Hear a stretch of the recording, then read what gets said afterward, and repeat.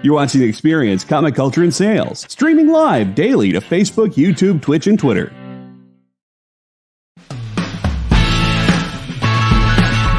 Join the party. Head over to our link tree to find all the links for everywhere the experience is all the time.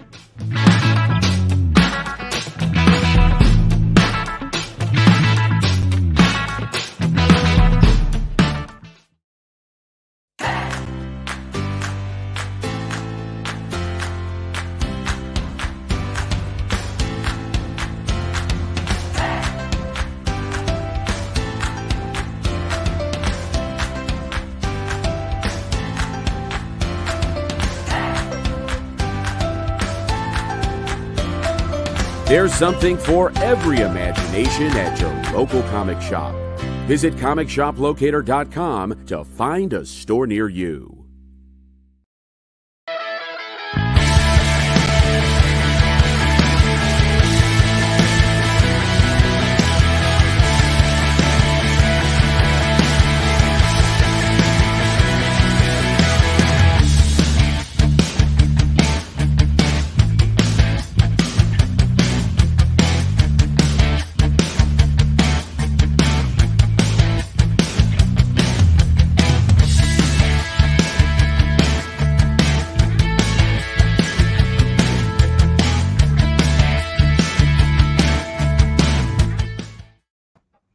Hey, must be Monday. We are Look at live. that. Robbie and I called each other.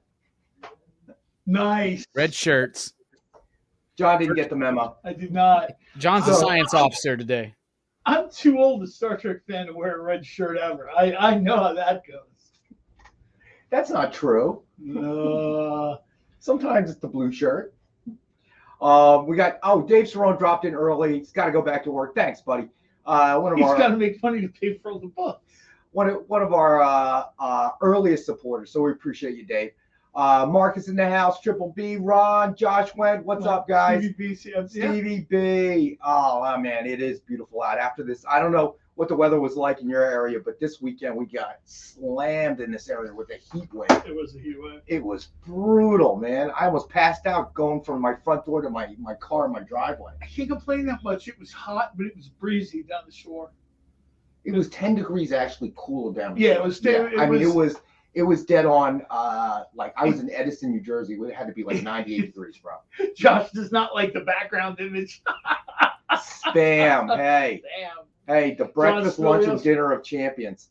John Spilios, what's going on, buddy? But yeah, so we're mispronouncing his name too. Huh? I think it's like Spilatopoulos. Well, he told us early on when I we're was messing mangling. up his Yeah, name. we were just mangling it on that show. Cool Gamer, thanks for joining us, man. It was about 10 degrees cooler down there. Yeah, I saw that. It was like brutal. I couldn't even. It was like the house we rented this year is sort of halfway between the bay and the ocean, right. So we always sort of get this that cross nice breeze. kind of breeze or whatever. Yeah. So happy Monday. So how was the weather down by you, my friend? It's been crazy. I mean, Friday we had like tornado warnings here, and it was just crazy. It's the end of the world, man.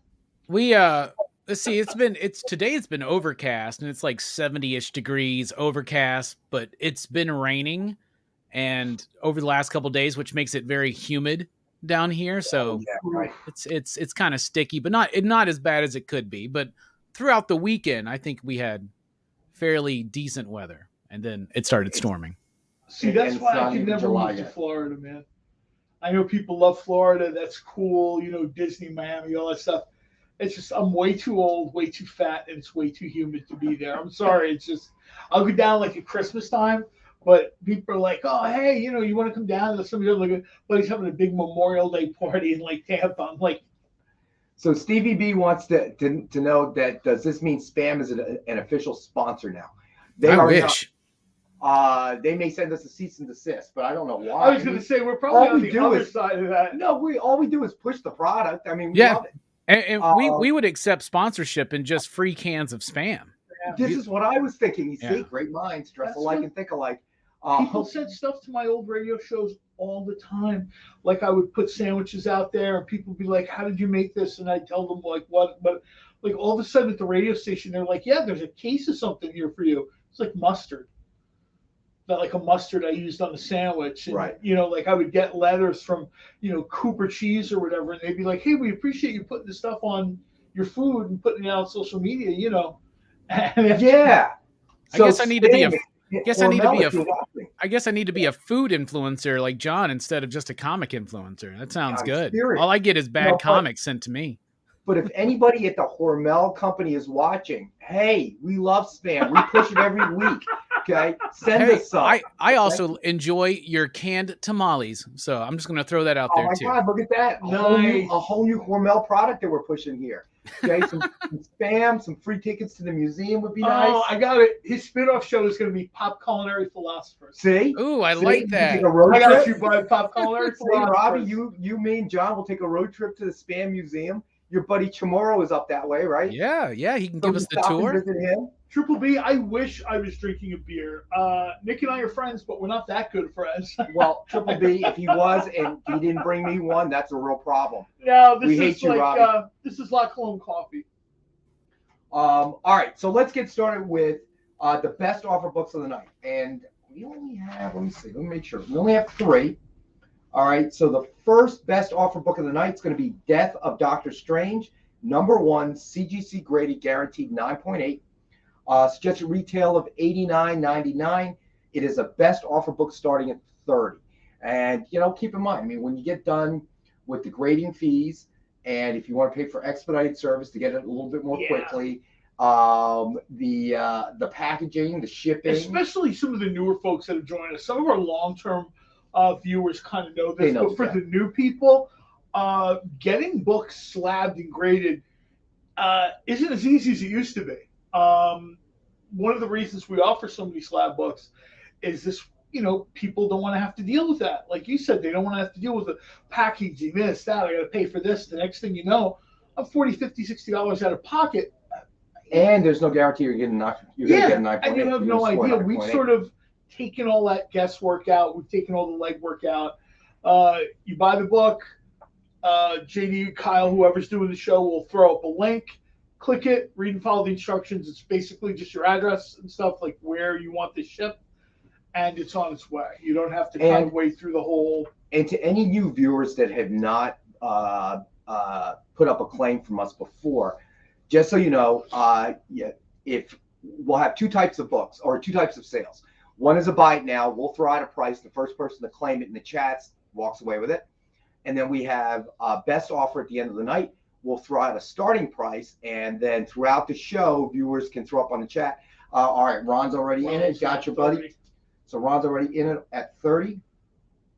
And then at 7:55, right before the show ends, we will put up an end line. I believe Jay's working with us tonight. Is Jay working? Yeah. Jay will, if they explain to you how to do it, he'll throw a clock up with 5 minutes left or 3 minutes left, something like that. There's a bit of a lag time, and then the person with the highest claim after the end line will win the best offer of the night book. All right, awesome, Jay.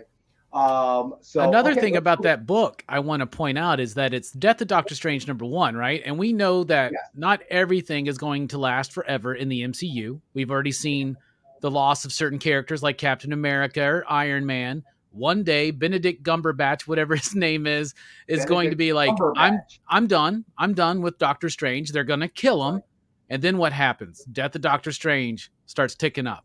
So, well, he mentioned that on like a BBC TV or radio interview that he agreed to be Doctor Strange when they explained to him that this just wasn't, you know, he wasn't going to be like 50 years old running around with a cape or whatever. Right. There's like a beginning, a middle, and an end story. So you're right. My guess is the last Doctor Strange movie they'll do will be the Death of Doctor Strange, and we'll see who emerges as the new Sorcerer Supreme. Right. Although I know in the current MCU, Wong is technically the Sorcerer Supreme, but you know, we will see a Death of Doctor Strange at some point.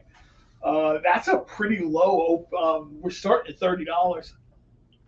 You should have texted me. I'd have told you to start that a lot higher. Why? If I texted you, you know, you would take everything. We would have no show. I have like 4 books for the show. That's why I don't send you the information. Make it come in and you're like, oh, Doctor Strange. I'll just Venmo you. Don't bother putting that on. That's kind of making double work for me, dude. Dwayne's opinion. What's going on, buddy? All right. So next best offer book. And again, this is why I don't text you ahead of time. King Spawn #1, CGC graded, guaranteed 9.8. Suggested retail of $89.99. It is also a best offer book starting at $30.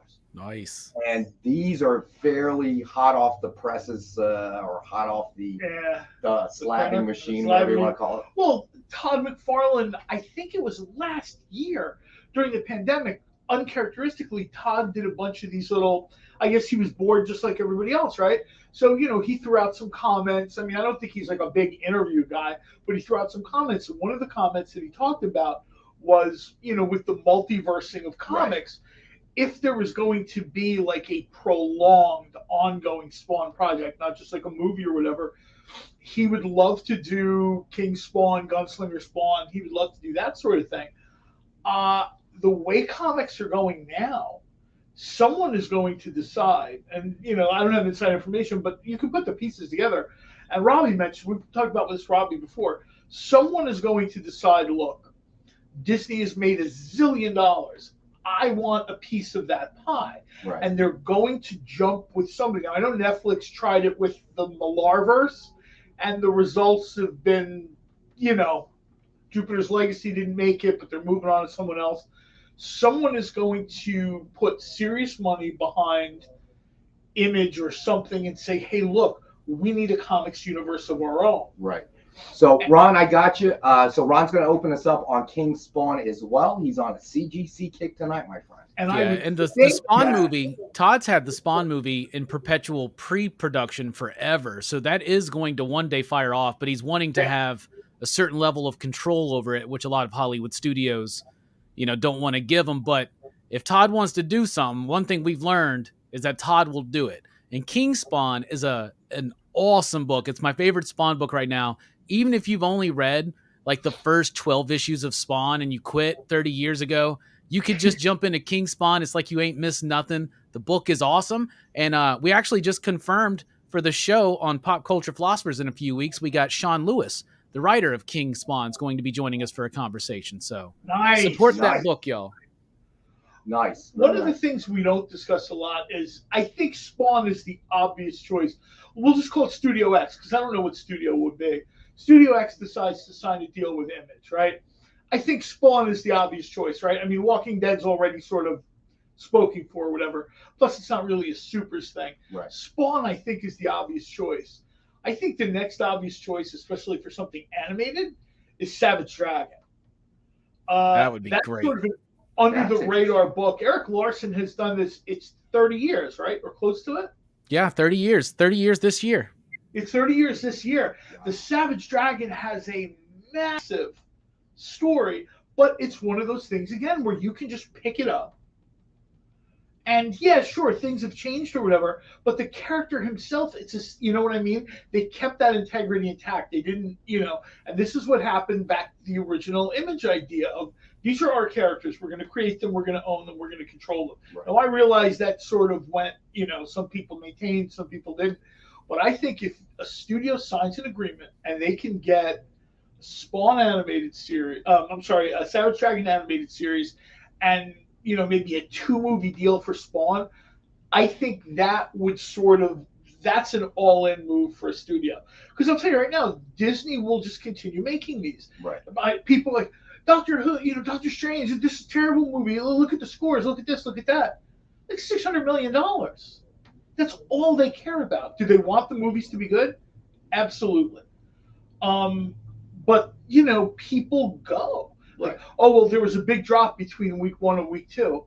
Well, there's 2 reasons for that. First of all, everybody bum rushed the theater in week 1. And second of all, in 6 weeks, this thing will be at Disney Plus. Right. That's good. So there's a lot of people that are like, well, I pay my $7.95 a month for Disney Plus.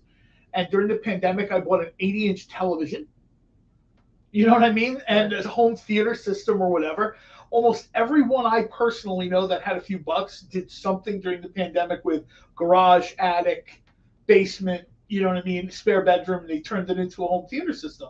I bought a Castle Grayskull. Ron requested CCA. So actually the third best offer book of the night is, but I think you may have this one, Ron, but we're getting down to, and the reason you guys are seeing it again is we're getting down, this is like last week. These are the last ones of this new batch that we had gotten from Ken Hazer a few weeks ago. All right, so it's a best offer book. It is New Avengers #1, signed with cover sketch art of Dr. Juggernaut by Ken Hazer, of course. Suggested retail of $89.99. It is a best offer book starting at $25. So I'm almost certain you have this one, Ron. Look at the Ruby of Sidarok. Look how that. I mean, oh my God, the packing of the ink and the color and the. You know, I got to tell you, when you mentioned that he was colorblind, I'm still just completely wowed by that. And he's using different shades of that red for the Kirby Crackle, like different ones. Kirby Crackle, yeah, so cool. He mentioned it again. He mentioned it on a interview he did with Adam, and then he mentioned it again on Facebook. Just kind of kicking around. He's pretty active on Facebook, sketches, letting you know what's going to be out there or whatever. And he just mentioned it. He just put it out there again that, the joke about the markers with their names on it. And I'm looking at this and I'm thinking, dude, that's super impressive. Like, this sounds unkind, and I don't mean it that way. But if Ken Hazer was I know. If Ken Hazer was the planet's greatest black and white artist, you'd say, well, he's really good, but that makes sense because he's colorblind, so he sticks to what he can handle. The fact that he does some of the covers that we've seen him do. What I think is funny is I don't think, I'm sure he's heard compliments, and if he watches the show from time to time, he hears me and John gushing, but I don't think he really understands how good he is. How could he? Him and I had a conversation, and this isn't, I'm not trying to pat myself on the back, but him and I had this conversation on Instagram one day about the Alien cover, and I think we have a Spider-Man cover we do. Right? Ron, hang around. We're going to get back to the CCAs in a minute because I think it would be cool if we just did them and let Ron sort of, because Chances are he's already got this one. One, and I think the other one as well. Well, you know what? Ron was so quick there. I didn't know if there were other people that may have wanted it. We're down to the last few. So I wanted to get him out there and he if anybody talked wants about that for him.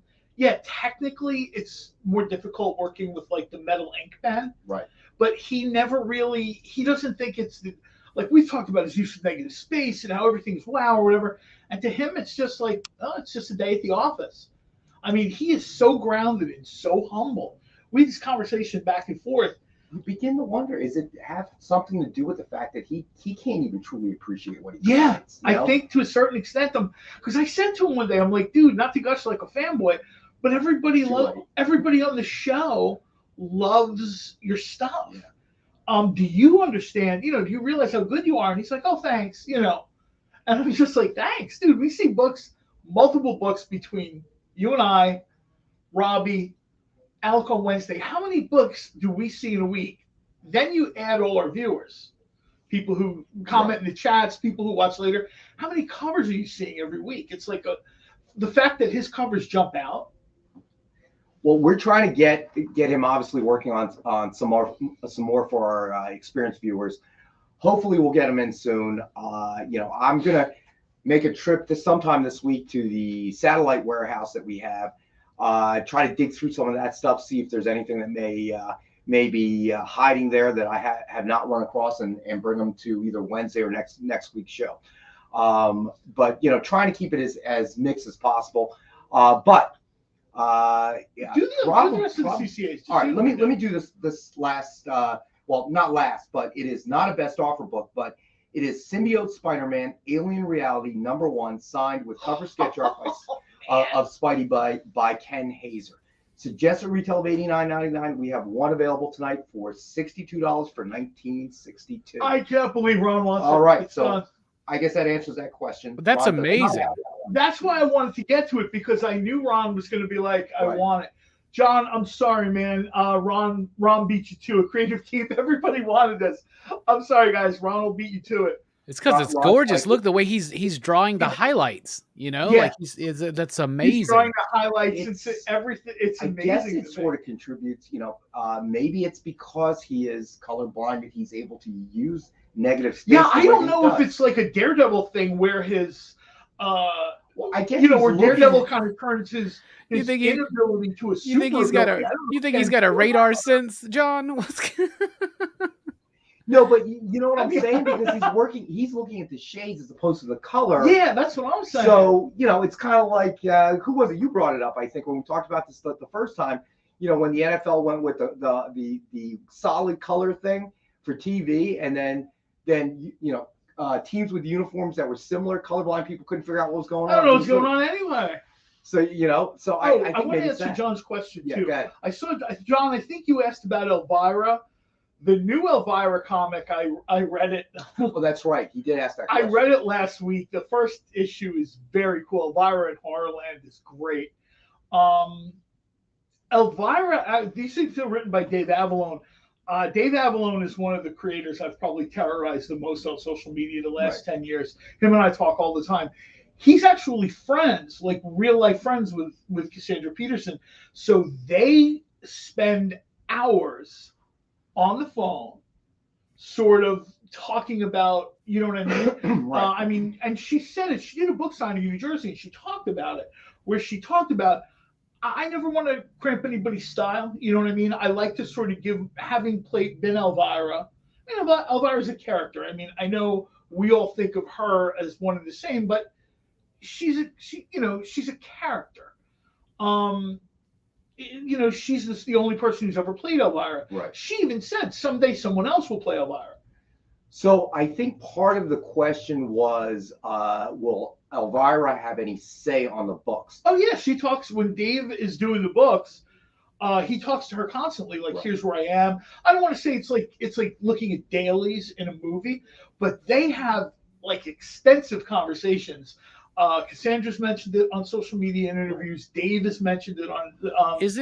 Isn't she also like billed as the co-writer on The Death of Elvira? Yes. One that just got crowdfunded, which I read, and that was awesome. So if you guys back that up, you're going to get something really cool.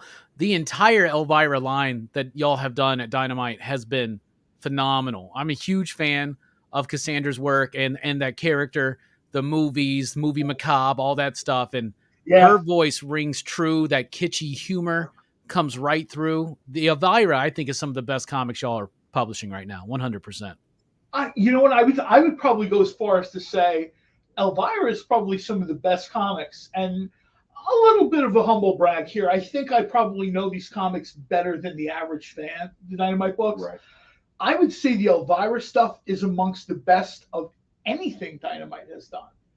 And this company hasn't done anything that I haven't read. Right. And I would say that collectively, like if you look at all the different books, we've got Red Sonja here, Vampirella here. The Elvira stuff is really, Elvira's more comedic. You know what I mean? I know people will be like, oh, Vampirella, whatever. Vampirella's great. Vampirella's not meant to be comedic. Everything with Elvira is with tongue planted firmly in cheek, as they used to say. Well, this is a great segue. So, one of the books we have tonight, Elvira in Horrorland, I was waiting for you to tag in with that. I really was. You guys gave me the perfect segue here. Elvira in Horrorland, number one, Sylvia Califano, Virgin cover, suggested retail of $50, and we have it tonight, one available for $40. Elvira is going to be making me double dip on this series because I love the movie homage stuff, right? Yeah. Psycho is one of my favorites, so I love this cover, but I also always get the photo covers because I'm just an Elvira fan, so I'm going to have to be double dipping every single issue of this series. I feel your pain because I'm obligated to do that all the time because everybody who watches this knows I love cosplay covers or photo covers, right? I guess in Elvira's case, it's the ultimate cosplay cover, right? Right. And Dave Acosta is another one of the creators that I've just terrorized forever on Twitter. He's a super nice guy. He's super patient. I have endless comments and questions. I never get the middle finger emoji from that guy. So I'm obligated to buy his cover. When he files that restraining order. This is going to be used as evidence. He admits it. I've had to double dip on Elvira books for a while now, so I actually feel your pain, man. I know that obviously John knows more than, as you say, the average fan. I don't work obviously in editorial, but I do know obviously Elvira is a big property for Dynamite, and I know she takes an active role in anything that is licensed out to be done with Elvira. You know, she's very hands-on, so to speak. So my guess would have been exactly the answer you gave. This is something I can actually speak definitively of. I have an interest as opposed to everything else you talk about. No, but this is an opinion. This is actually fact. This one's for real. This one, if I said it, it's real. Dead Sled Coffee does licensed characters. They do Kiss. They actually overlap Dynamite. They do coffee branded for some of the characters that we do. Most of the people like Kiss, they sign a contract. There's an editorial procedure, and the coffee goes out. They approve it, and it's fine. Cassandra is very, very involved in what she wants the packaging to look like, expressing what kind of coffee she drinks every day. Right. You know what I mean? She was involved in the cupping process, the samples.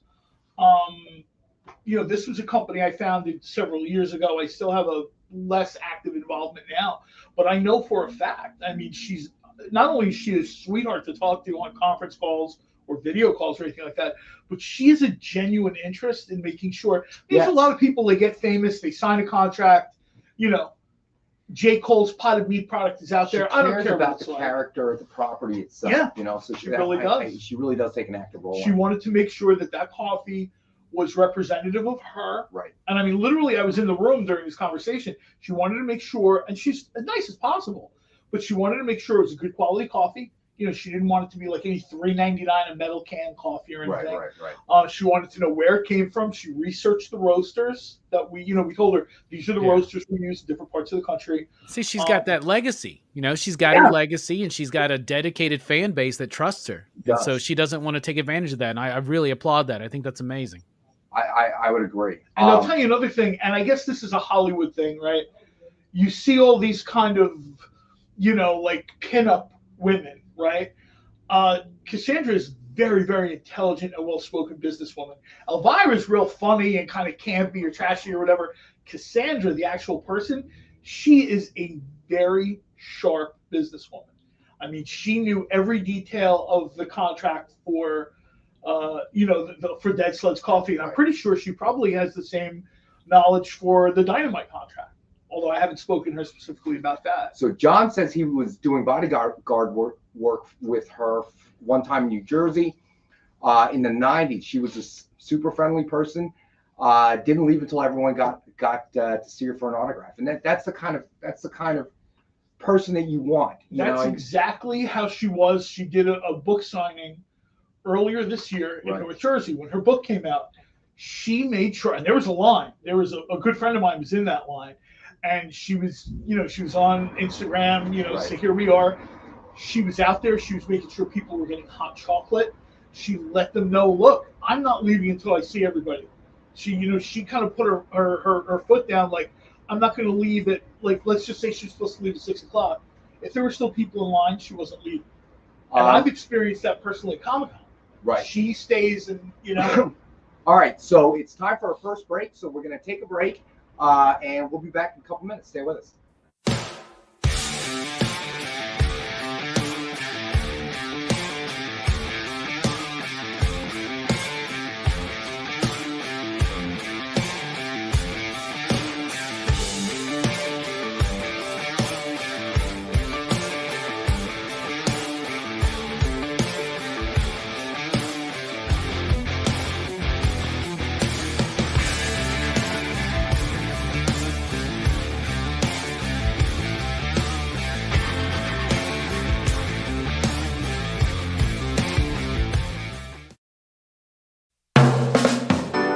Get the inside scoop on everything happening at the experience every week. Join our mailing list by scanning the QR code at the bottom of the screen and then watching your email inbox.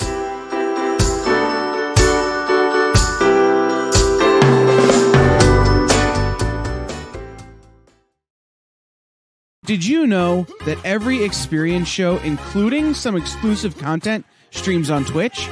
Check it out, twitch.tv/the _EXP. Or just scan that QR code. There's a super new way to support your friends over at The Experience. Head over to YouTube and send us a super chat, a super sticker, or a super thanks. We'll be super grateful for your support. And then keep an eye out as we launch membership services over on YouTube. It'll be a great way to get first look access at new content and shows before anybody else. Keep your eyes peeled and make sure you're following us on YouTube.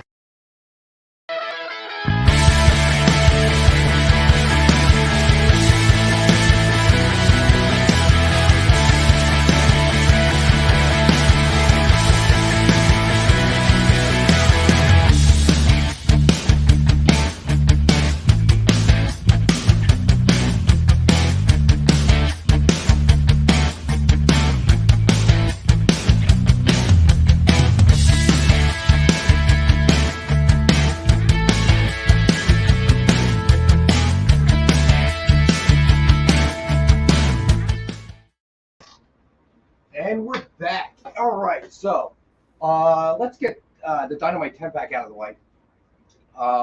So we have Dynamite 10-pack reader set, as always, 10 random Dynamite titles for suggested retail of $40, a $3.99 cover price or higher. And as always, as a thank you to our viewers, we have it for $5, and it will be available for the rest of the night. All right, so let's see. Do we have any more CCAs? Yeah, we do. Yeah, let's get the CCA out of the way. All right. Give them the good stuff early, and then this way Robbie and I can just talk about stuff. No, just kidding. So we have, and this is the last one that we have in house. New Avengers #1, signed with cover sketch art of Hyperion by Ken Hazer. Suggested retail of $89.99, and we have it for $63 for $19.63. This is the last one? This is the last one, yes. They've done a couple different versions of Hyperion. This is the original, like, Squadron Sinister version, and I really like that. I like the Domino mask. You know what I mean? I know when they did Squadron Supreme, they took the mask off. They made him, like, a little bit. But the original incarnation of this from the Avengers, he had the Domino mask, and I always thought that was super cool. I'm glad Ken did one like that. So Stevie B has a question. Nick had some lithographs last Friday. I'm going to have to check. If you could do me a favor, Stevie B, I think so. But I'm going to have to double check with the warehouse. If you could send me an email, Stevie B, to remind me, that would be awesome. And I'm also going to write it down just in case. All right, so Stevie. Triple B, you're right. She was great on counting cars. There's nobody that she doesn't know in Las Vegas. Dave Avalon told me that when you talk to her, she knows everybody in Las Vegas. Right. Which I think makes a lot of sense, right? I mean, I think she had a show out there for a while. Didn't she like kind of get her start like out there in Vegas, like doing like dancing and stuff like that or something? I think. I'm not sure though. She got her start out there, and Danny Coker, he used to kind of be part of, like, as he would call it, an Undertaker homage gimmick for hosting bad horror movies. That used to be a thing. I feel bad almost, like, if you don't have, like, Shudder, you don't really get that anymore. You know what I mean? You have to sort of go to YouTube, try to find someone. Yeah, Dwayne, you're right. She mentioned it in her biography. She's like 15 years old and she's a Vegas showgirl. Yeah, I got that book, but I haven't read it yet. I haven't found the time. She mentioned it in the book, and she mentioned it in the interview where, when people are asked whatever, she's like, a lot of people say they started early because they're kind of hedging their age. She's like, no, this is how old I am. And literally at 15 years old, I was in a show. I was in a Vegas show. So by the time she got to be Elvira, she already had, even though she was young, she still had a lot of experience with the sort of, and it shows. She was telling the story because someone was like, how did Elvira come about? And I guess the local station owed her money, and they went down the toilet and couldn't pay her. So she wanted the rights to the Elvira character in lieu of payment. And she turned it into millions of dollars, which is, So John says she mentioned Tom Jones was a jerk to her. I heard Tom Jones is a jerk for everybody. In fact, they even say that he strikes like Thunderball. Oh. Unfortunately, the 7 people get that. He did the Thunderball theme. Never mind. Hey, look what I got! Look what I got in the mail. I got my Nicky the Roach card in the mail. Oh, there you go. Weekend. I came. All right. Speaking of young and dashing. So I'm glad that got there. Oh, I even insured it. Oh, well, thank you. Yeah, we did not want to lose that one. Sure stuff for 80 cents. UPS. All right. The value on that card is priceless. Come on. Dude, you better get that slab right away. Can you imagine that? CGC sends it back. No, thank you. I'm going to be a Heroes Con. Jimmy Palamati's going to be there. Maybe I'll get Jimmy to sign it too. Maybe draw a mustache on it. That would be pretty cool. That would be pretty cool. That would definitely make it one of one. Yeah, that's. All right, let's do another book. So we've got X-Men Forever Alpha #1 signed by Chris Claremont. One of my personal favorites. I think we discussed on your show, Robbie. Who? Is he a writer? Yeah. Yeah, he's written a little bit. A little bit here and there. It is number 20 of 199, and we have it up tonight for $19.75. The year the new X-Men first appeared in X-Men number 94. So that is available tonight. I got to tell you, Chris Claremont was a defining figure for me growing up with X-Men, him and John Byrne and those guys. Just unbelievable. People have called him the American Alan Moore. I don't know if that's... He's British. I don't know if that's a compliment or... Yeah, I was just going to say, I think Chris Claremont's British, so when people call him the American Alan Moore, I think when I chatted with him, I think he said he has dual citizenship now, so he can vote here or something like that. Yeah. But yeah, he's British, so that'd be a weird way to put it that he's the American Alan Moore. But I think when we did the top 10 list on your show, he was definitely my top 10. Yeah, he's definitely up there. And X-Men Forever is really cool for fans of Claremont because what this book was what if Claremont never left after X-Men number 3 in the early 90s? What if he continued on? And that's what X-Men Forever was. And it's actually a really solid book. So I unfortunately missed Robbie's show on Friday. I had some personal stuff I'm still dealing with. I know. He texted me and said you saw it. I should have hollered at John and we could have done a whole bit on pork belly sandwiches or something. There you go. There you go. Gotta have the dip. I'll tell you, that Forever idea I really like. You know what I would like to see? I would like to see Fantastic Four Forever if John Byrne never left the book. Ooh, that would. Or if Walt Simonson never. Good luck getting Byrne to do it. Do you know that Byrne's been doing a continuation of X-Men on his own? Yeah. Fully scripted. Like, it's not inked or colored or anything as far as I'm aware, but like, it's beautiful John Byrne artwork, and it's from the moment he left. So like, where would I have taken the book? And he's done like probably 3 or 4 giant volumes of it, and he's doing it for no money. He's just doing it for fun. And Marvel, I think, tried to get it published. Yeah, Marvel just tried to get it published, and I think he was just like, nah, I'm good. All right, so because I missed Robbie's show on Friday, we won't be able to draw a contest. So it kind of like what we did on the fly, I guess it was last week or the week before. The contest, the contest prize will be Red Sonja 45th anniversary trading card. This, I believe, was a Kickstarter exclusive and is a Just Go Sonja sketch. Okay, it is not a hand sketch, so I just want to warn everybody. And it is a promo card 2 of 3. But you can see that. Go, Vanna. Go. Never mind. This isn't available. You better take that out of your pocket. And you wonder why I don't send you a list ahead of time. Do you want my keys to the satellite warehouse, or do you have your own? Why don't you just go with me? I'm going to need some labor. I'm trying to. Yeah, you got to hold it there for a second, and it'll focus itself, supposedly.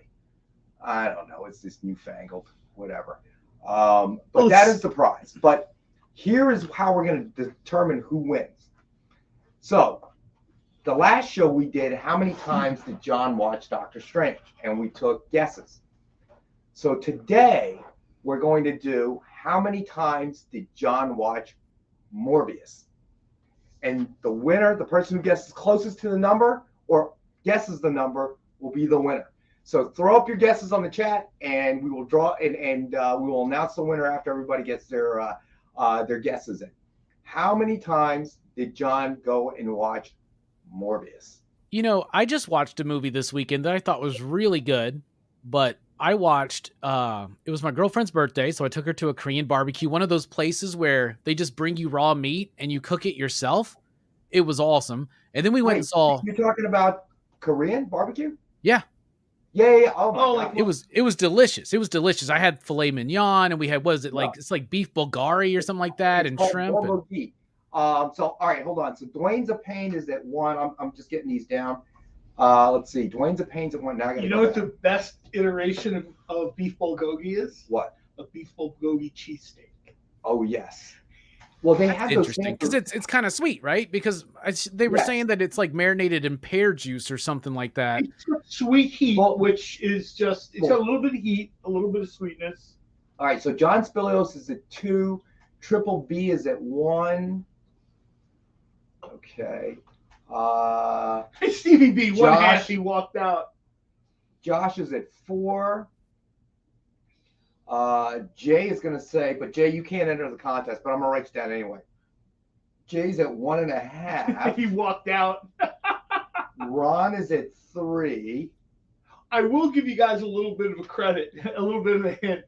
It is not like the 10, 12, 14 times I see other Marvel movies. I'll tell you that right now. All right, so hold on. All right, so Dwayne's a Pain is actually going to say 3. I don't want anybody to guess like 14 times. No. All right, and if there's crisscross, I do actually have more than 1. So if 2 people guess the right number or 3 people guess the right number, so let me see. John Spilius is at 2. I got you, John. Marcus is at 5. Ooh, 5.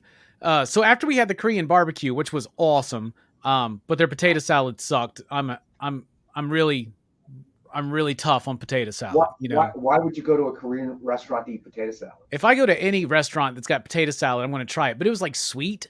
It was like a sweet tasting potato salad, and I like mustardy, vinegary potato salads. But I watched Everything Everywhere All at Once, and if y'all haven't seen that movie yet, I would highly recommend it. It is wild, rambunctious, hilarious, and it's got all these crazy high concept sci-fi ideas, multiversal stuff, but at its heart, it's just a family drama about a family of like Chinese immigrants, right? Like raising their daughter in America. And overall, such a great film. Michelle Yeoh is gotta win the Oscar for this. It's one of the best performances I've ever seen from her. It's that. Okay, yeah, I know. I've heard about that one. Yeah. I've been meaning to. Where did you see it? At the movie theater. You know, you can drive to this thing and they'll play a movie on a giant screen for you. Sometimes you can even buy popcorn, Rex. All right. Did you go to like an Alamo theater? No, I just go to the local AMC. I got the card where I can just go see any movie I want or something like that, and I get discounts and they give me free stuff. Me about going to see movies over and over again. That's what Regal Unlimited is for. You gave me the free ticket. I gave you the free ticket, but I pay 1 fee in a month, and then I just have the thing on my phone. I hit click, and I go in, and I can see as many movies as I want to. It's great, isn't it? It's the coolest thing. I used to have that Regal thing too, but our Regal theater actually closed over the shutdowns, and that was the theater that I worked at when I was like in my early 20s. So me and my friends, like, lots of lost memories there. They just tore it down, but now I go to the AMC. But the AMC Stubbs A-list thing or whatever, it's totally worth it. And on my birthday, I went to see Doctor Strange. I had a free popcorn and a free drink. It was awesome. I love that. I was the other way around. I had the AMC membership until Regal was like, they're like 5 minutes from my house. Right. We could actually probably walk to one down Eastgate from this office if we wanted to. Regal in Eastgate? In the mall. In Georgetown Mall. Oh, which is right. Literally, that's how close I am. So even though I enjoyed the AMC pass, it was like half the distance for me to go, So I wound up. Oh, and somebody asked me about this on Twitter. I figure I'll throw this out there too. One of the times I went to see Doctor Strange, I did in fact have sushi delivered to me, not at the theater. They weren't allowed in the theater, but I had it delivered to the mall and then brought it into the theater with me. And the look on this person's face when the lights went down and they opened up their, Raisinets or whatever, and I popped open my sushi and I had my chopsticks, and like 4 people just kind of looked down the aisle at me, and they look, and the usher even came over, and she was going to say something about no outside food, and I was like, I'm Regal Unlimited. Just like that, I said it. And this was the best part of this, Robbie. Muscle. Do you know who I am? I'm a monthly subscriber, ma'am. That's what I said, and this was the best part. Oh, okay. And she turned around and walked away, and everybody in the aisle was like, "What the hell?" I did not expect to get away with that. All right. Stevie B, the number is -4. Is it Moby's really? score on Rotten Tomatoes is Stevie B, -4. we checked it. What was it last week? Was on it the 17? It was 17. real low. We checked it last week, and it was real low. Yeah, but I'm willing to check it again, see if it's dropped any further. And Josh, that was essentially their feeling too, that there should not be sushi and sashimi in the theater. Why? But when you see movies many times as I have, you get bored real fast with pretzel bites, hot dogs, you know what I mean? And paying how much for them? Well, there was one day I wound up seeing Doctor Strange 2 3 times, like back to back to back. And like the first movie I went and I sort of had, like the popcorn and candy, and then I had the hot dog, then I had like an hour free, and then I got back and I was like, they literally have nothing that I want. So I door dashed it. It was funny. The dasher texted me like, "You're in the mall?" I said, "I am." Okay. All right. So the good news for Marvel is Morbius has not dropped any further. It is still at 17%. It's still at 17. Rotten Tomatoes, 5.1 out of 10 on IMDb, and 35 out of 100 for Metacritic. Is that available to stream anywhere yet? Surely, right? Because where Morbius is, I think it's on, the different paper. Yeah, it's like a pay-per-view thing. Gotcha. Yeah. Cool.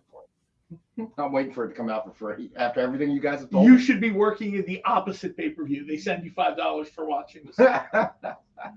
And just in case people are wondering, and Ronald, that's funny.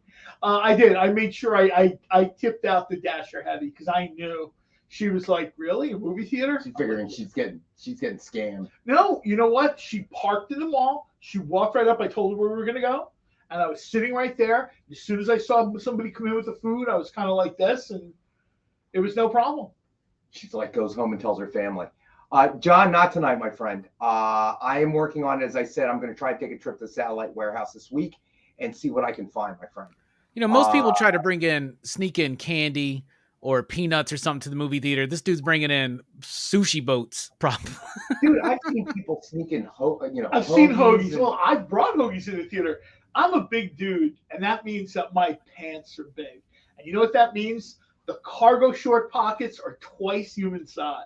So I can easily get a cheesesteak. I can easily get a sub. I can easily get a couple tall boys of beer in that pocket. Yeah, I used to work at the movie theater. So like when we would clean up afterwards, you would be amazed. I'd be like, man, someone brought in like a whole bucket of chicken from KFC or something.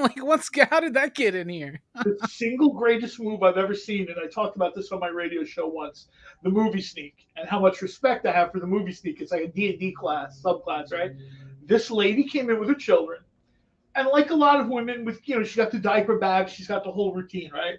She sits her kids down. I'm like 1 or 2 rows behind her. It was like one of those shows at 2 p.m. It wasn't super packed or anything. The kids all sitting down, and I hear the kids say, "I'm ready for lunch." She unzips her diaper bag. She pulls out a bucket of chicken.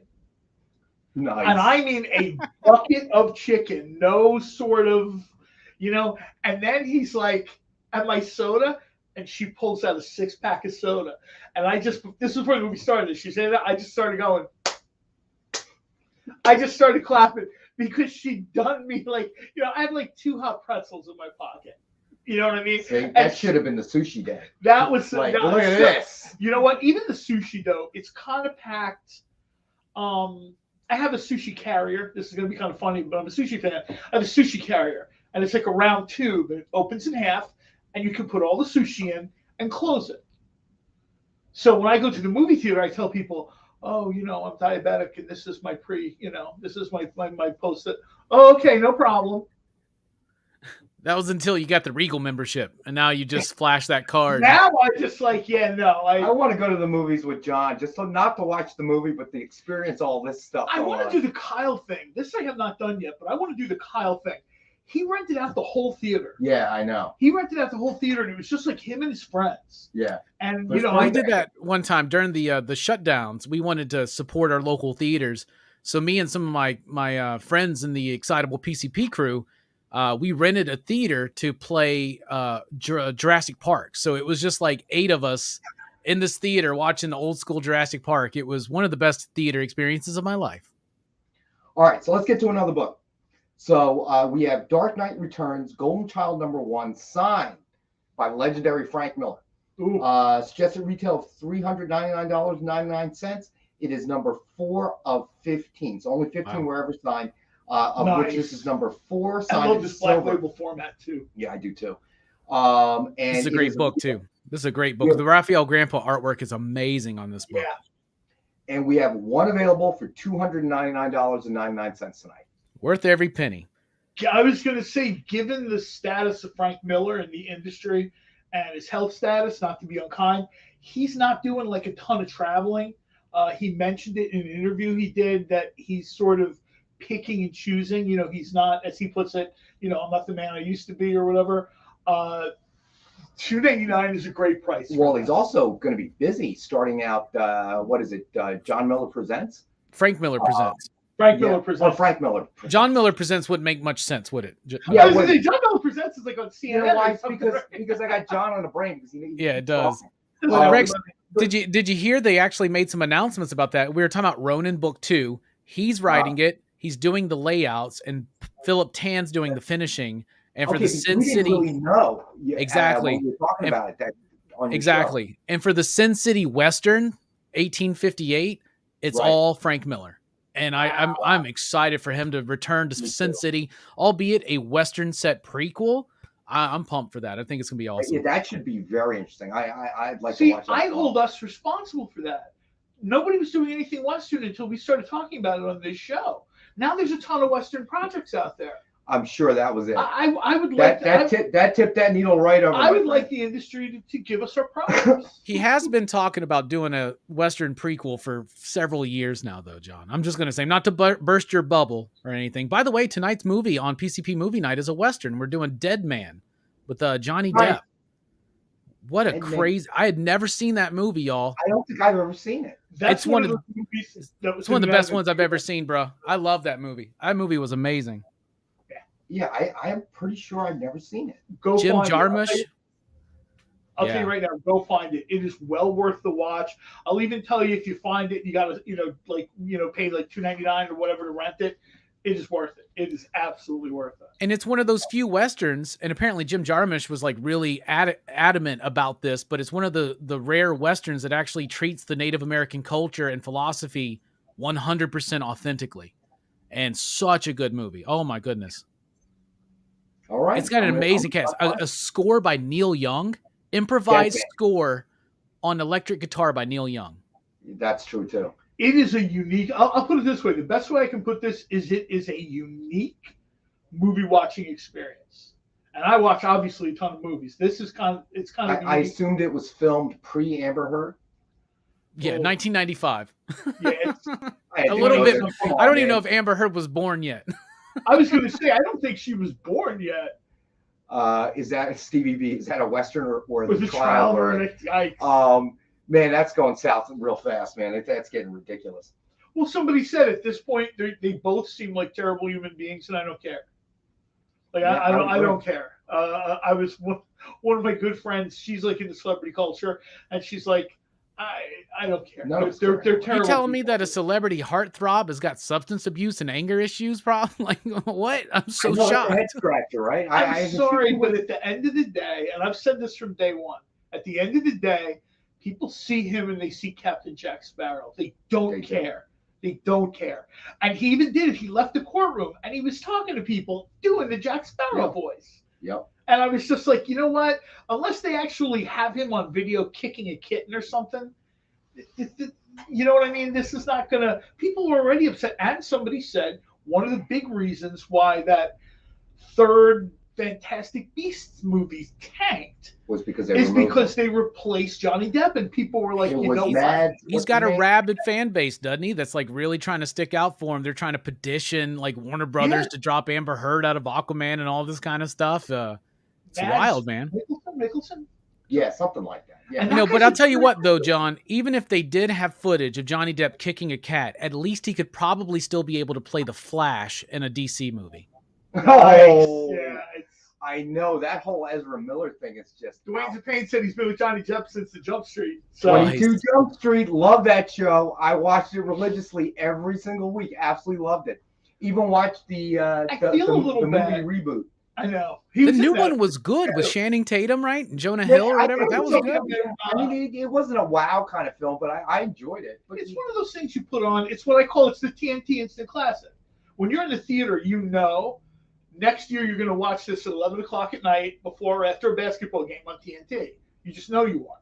Well, it turned out to be more like a when they did the Starsky and Hutch movie, a tongue-in-cheek kind of comedy. It's very although Starsky and Hutch, I did not enjoy that movie. It just, I obviously love the TV series. Inside? No, not really. It's just all dead from working here now. Well, we deal with a lot of dead characters like Barbarella and oh man, Nightmare on Elm Street, Triple B. That's his first film role, I think. Right now, watch, jump on board with Elvira in Horrorland. I don't want to do any spoilers or anything, but I'm just going to say, if you're a fan of horror movies, this is sort of your. I've had lengthy conversations with Dave Avalone. I kind of know what the story is here, so I would tell you right now, people that are fans of, those 70s, 80s, 90s type of horror movies, I'd suggest jumping on board. The first issue was great. Partner in original Jump Street. That is a good trivia question, but we're well, don't say anything yet because we got to go to a break in a second. Well, how much is my answer worth? What do I get if I get the answer right? My undying gratitude. Oh man, that's like a Nicky the Roach card that's dented. You get an NFT of the Nicky the Roach card. I'll send it to you. I like that one. That's good. I really want to send Nick. Oh, Marcus already answered it. Peter DeLuise. That's right. Yes, Peter. It was Peter DeLuise. I was thinking it was Dustin Nguyen, but that's not right. Why does nobody remember Richard Grieco? I do remember Richard Grieco. But didn't he come later? He wasn't the original cast. I think he did come later. Yeah. He's like Johnny Depp light is what he was. Yeah. He was Johnny Depp. He came in after Johnny Depp left. Yeah, I think he was the replacement or whatever. Yeah. Oh my gosh, man, we are all old. Even our viewers are old. They remember all this stuff. That's what the industry is doomed. All right, so we're gonna go to our next break. Stay with us. We'll be back in a couple minutes.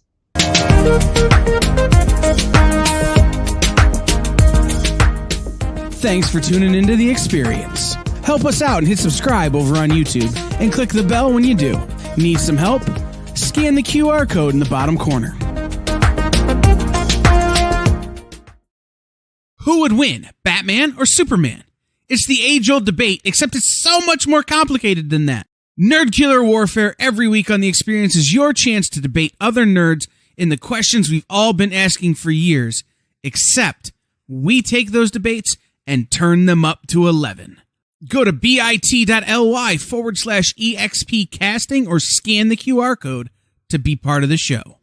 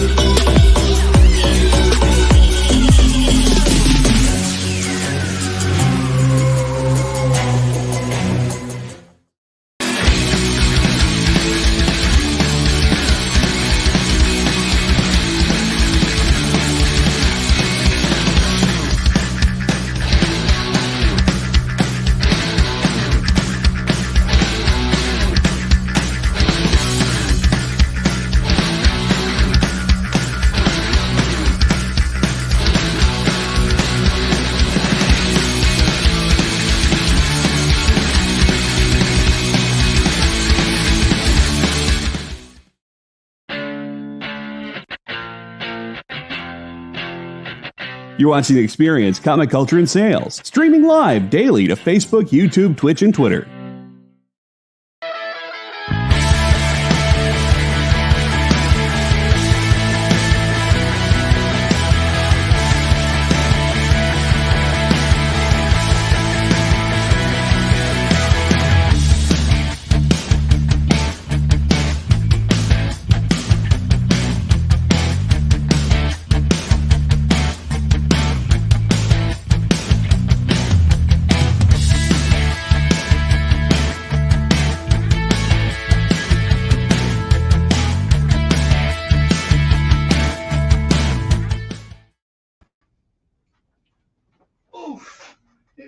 Robbie dancing to the commercial. It's that theme song, man. It's good, man. I like it. I wanted to get Robbie's dancing.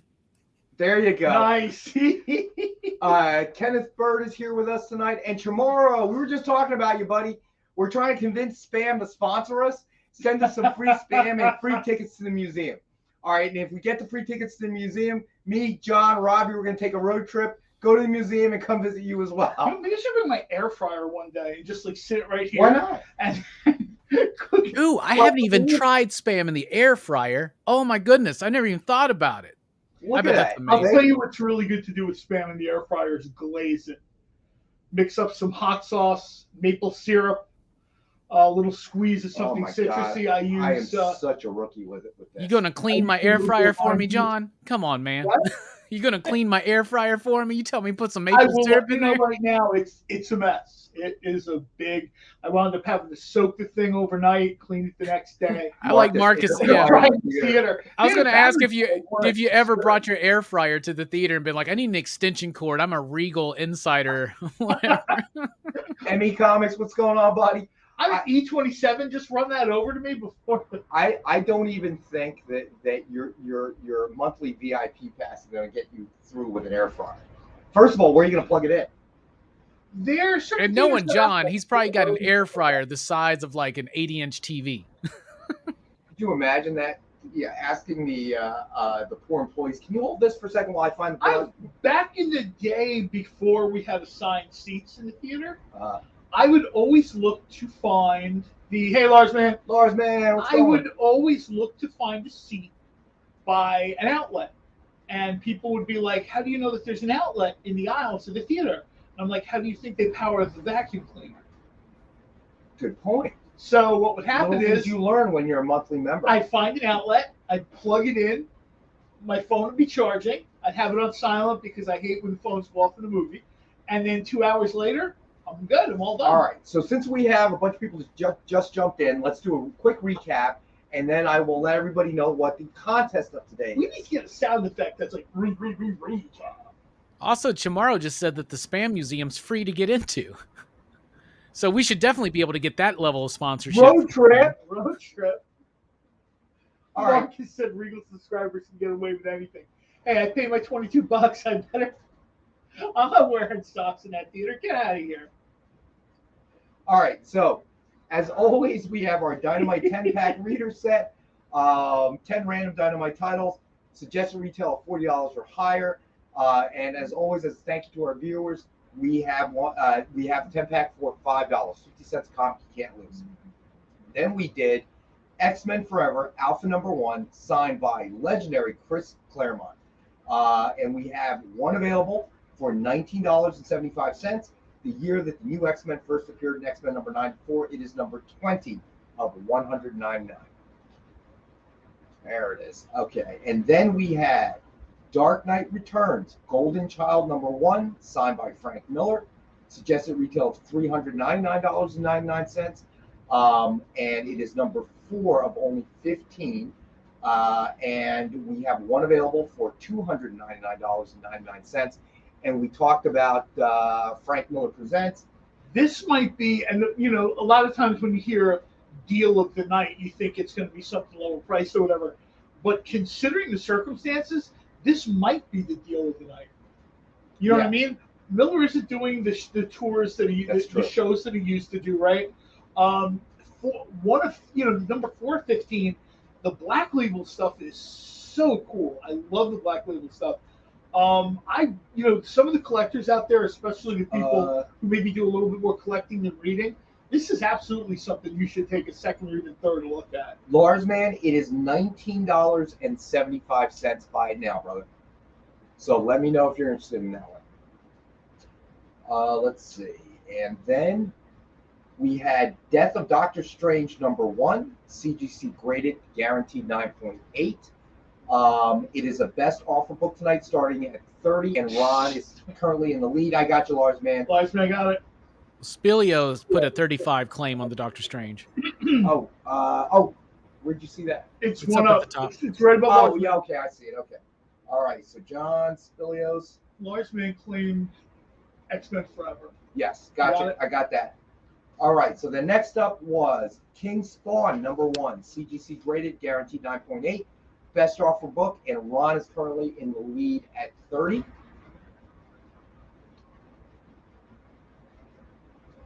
All right, give everybody a couple minutes. Oh, Stevie B's got a good idea. We should spend an episode playing Spam Yahtzee to get the attention of the spam execs. Yikes. That would actually be a lot of fun, I think. You know what? My days as a food entertainment radio host, influencer, whatever you want to call it, are well behind me. But I tell people this all the time. If you seriously want to get the attention of a product, social media is a great way to do it. Streaming shows, Instagram TV, whatever your particular thing is. I'm going to do that. I'm going to do that. It's pretty crowded. I'm going to do that. I'm going to do that with Jameson Irish Whiskey and see if I can get them on board. And I would also say you got to. I'll join you for that show for sure. And that's a great example of what I use too. Someone had said, I come home and I have 5 Natty Lights every night. I should be sponsored. No, you should have a sponsor because that's alcohol. So Lars, man, I got you 35 on Spawn. You got it, buddy. And then we had New Avengers #1 signed with cover sketch art of Dr. Juggernaut by Ken Hazer. It is a best offer book starting at 25. And this is indeed the last one we have in-house from that batch that we got from Ken Hazer. So these are the last little bit. I know we've seen it before, but throwing it out there just for anybody that may have missed out the last couple of times that we had it up there. And I got to tell you, no one's thrown an offer up for this one yet, right? I'm really surprised. It's best offer at 25, ladies and gentlemen. All right, the next up we had New Avengers #1 signed with cover sketch. Lars, man, Dr. Juggalo. I kind of love that. All right, you got it, Lars, man. All right, then we had New Avengers #1 signed with cover sketch art of Hyperion by Ken Hazer. Suggested retail of $89.99, and it is $63 for $19.63. And this is the last one of this as well. So unless, we get Ken Hazer to do more, but right now he's so backed up. And you want me to call him real quick? Yeah, go ahead. Yeah, I'm sure that's a call he'd love to take while he's drawing. Oh, what do you want now? But yeah, and he does a lot of different stuff for a lot of different people. But Dynamite obviously has its list, and we made some requests specifically from the experience. Not entirely sure, when he's going to be able to get to that. So, we are trying. I will say this real quick: if you want to see more of Ken's work beyond what we have here, he does some very cool stuff for, I think it's American Mythology Comics. Okay. He does like, not Night Shift. I can't think of the name of it now. Like Fright Night. They have a Fright Night book that he does, and his covers for that. That's right. I have his cover on Fright Night. Yeah, he does some covers for that are super impressive. I always like to just point it out. It's not like he's exclusive to just Dynamite. He does, other work. Right, I would say what we offer is probably the bulk, of his work. I mean, drawing this stuff or whatever. But he does find time to do other material. So if you're really kind of like, I can't get enough of Ken, or in Ron's case, I've got everything. I'm looking for new stuff. I would suggest call your LCS and tell them, hey, look, what American Mythology do you have in the house? And, throw it in my bowl. So, Lars, man, we all want Eagly. I know, me too. Eagly. Tomorrow, Natasha Walsh is Hormel VP of Sales. Send her a comic 10-pack. Let's get the sponsorship. That's not a bad idea. Oh my God! Do me and John need to come up with a pitch for Spam Man so we can throw that in there too? I think that's awesome. And And I find it suspicious Chamorro knows so much about spam. He's put in the research apparently into Hormel. Oh, here's the book, Adventures in the Spamiverse. Oh. Spam is different things in different universes. All these different versions of spam come across each other. They have to like band together, like jalapeno spam meets low sodium spam meets bacon spam meets turkey spam. Spamtron. John should write it. I mean, John obviously has the necessary experience. I mean, the guy just Spamarella. That's right. John Spilio, Spamarella. Spamarella. I was just going to say Red Spamma, Spamarella. All right. Last book in the recap, Elvira in Horrorland #1. Sylvia Califano, Virgin cover. Suggested retail of $50, and we have one available for $40. I can't remember the name of the photographer, but this is obviously an homage to some of the 1970s horror posters. Right. This is Psycho. This is the Psycho movie. Yeah, Psycho. But I was trying to remember the name of the artist who did this style, because he did like a few things in this style. Psycho is the most popular, but he did a few others in that. He did like a really well-known like Italian horror movie. I don't know if it was Beyond the Door or something like that. It made its way to this country under another name, but I remember seeing the original poster at. Are we talking about Saul Bass? That might be it. So, all right, Chamorro says I'd run with it for you, but I don't run anymore with my health issues, probably from eating all the spam. So Josh went red spajama or spamja. Pork product with a sword, and Stevie B says Spam Man would have to fire a bazooka that fires. No, I like large man. Spam would be the one human food that Draculina and can eat. Oh, that's outstanding. Does Hormel do Vienna sausages? We may have to change that. Do, yes, okay. They do. Okay. They do. Then it Hormel works. does every type of processed canned meat there is. Like I said, I love their tamales. They could be a tamale gun too. Get this greenlit right now. All right, so. For those of you that just joined us, I was unable.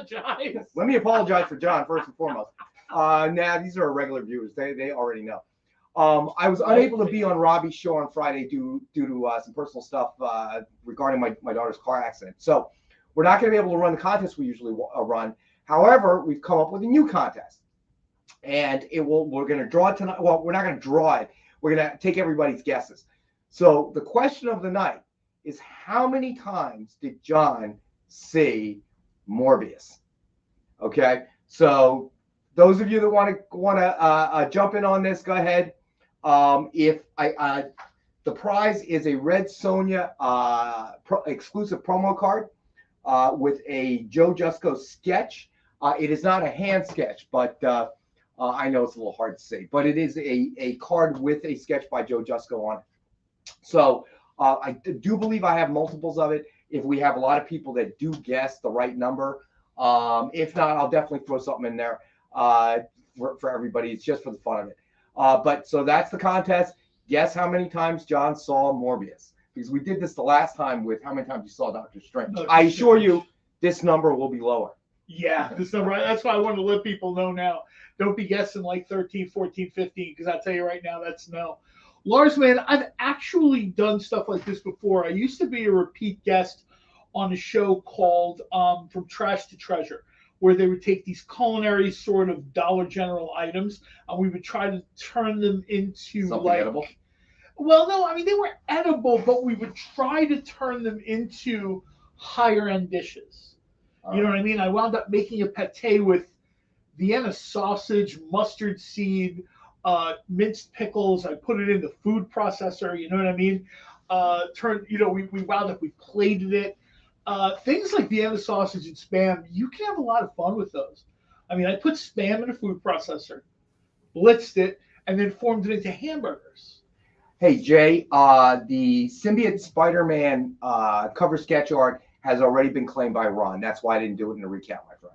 Yeah. Right. I really like Vienna sausages. I'm just going to say that. There's these ones that are in hot sauce, I think they're chicken and hot sauce, and then they have like in barbecue sauce. They're delicious. I'm sorry, I don't care. I used to beg my mom to buy that stuff. She just wouldn't buy it. I just had to get a regular, just regular Vienna sausages with some mustard. It's just I still every so often will get a few cans and just eat them. And there's always deviled meat from what's the company? Underwood. Underwood, that's right. That was one of the first things you would get, where you'd open a little can. Now the way we eat today, that little can is one sandwich. That can used to feed like a family. Now I basically just take that and I flop it right onto the bread with another thing. All right, so hold on. Dwayne DePayne, I'll get to that in 1 second. Emmy Comics, let me get you down, buddy. All right, so Emmy Comics is going with 8. There's this weekend at the Shore, there was a place that did Bloody Marys. We went to brunch on Sunday, and they had Vienna sausage. People didn't know what they were. They thought they were garnishes or whatever. I said, no, these are edible. They're Vienna sausages. It was, somebody ordered one of these Bloody Marys where there's like a piece of chicken and a piece of cake, and it's like this big when it comes to the table or whatever. Oh, what are these? Oh, look, they're garnished. I said, no, it's not garnished. I said, those are Vienna sausages. I love that someone thought a Vienna sausage was a garnish. Like, oh, look how cute. That's what they said. I said, Lars Man says he buys Hormel Vienna sausage or Libby's by the case at Sam's Club. You'd have to absorb all that alcohol, Lars Man. All right, so I think he absorbs the alcohol when he goes to Sam's Club. So Dwayne DePayne's asking about the Spider-Man top row. I am guessing you were talking about the Spider-Gwen, so we'll do that one next. Spider-Gwen number 25. This is the lenticular homage variant, CGC graded 9.8. Suggested retail of $89.99. We have one available 5-star at $50. John, do you mind doing the Vanna White again? You know what? I don't mind doing it. I just don't. Unfortunately, I don't know how well it shows up. It might show better than you think. I'm guessing. Yeah, I mean, I'll certainly give it a shot. I'm going to take it out of the bag, though. Yes, take it out of the bag. Just because it's like another layer of reflection. Oh, never mind. Sit down. Lars Man claimed it. Oh, all right. Well, you know what? Here you go, Lars Man. I'm already up here now. You get a nice kind of. Yes, Lars Man, it's lenticular. It's not because of the rye you're drinking. Huh. To answer Stevie B's question, if I had to make a choice between Vienna sausages or snow caps, I would go Vienna sausages because I hate snow caps. But my go-to movie theater is usually, it used to always be Cherry Coke and Twizzlers. But here lately, because of the Coca-Cola Freestyle machine they have, I do Peach Sprite and Sour Patch Kids. So there you go. Nice. I don't find them to be in the same category, so I couldn't make a choice. See, because you need savory and salty. You need savory and sweet snacks. So that's a trick question. The answer is both. Just get some goobers then, man. That's what I would do. But another one of my favorite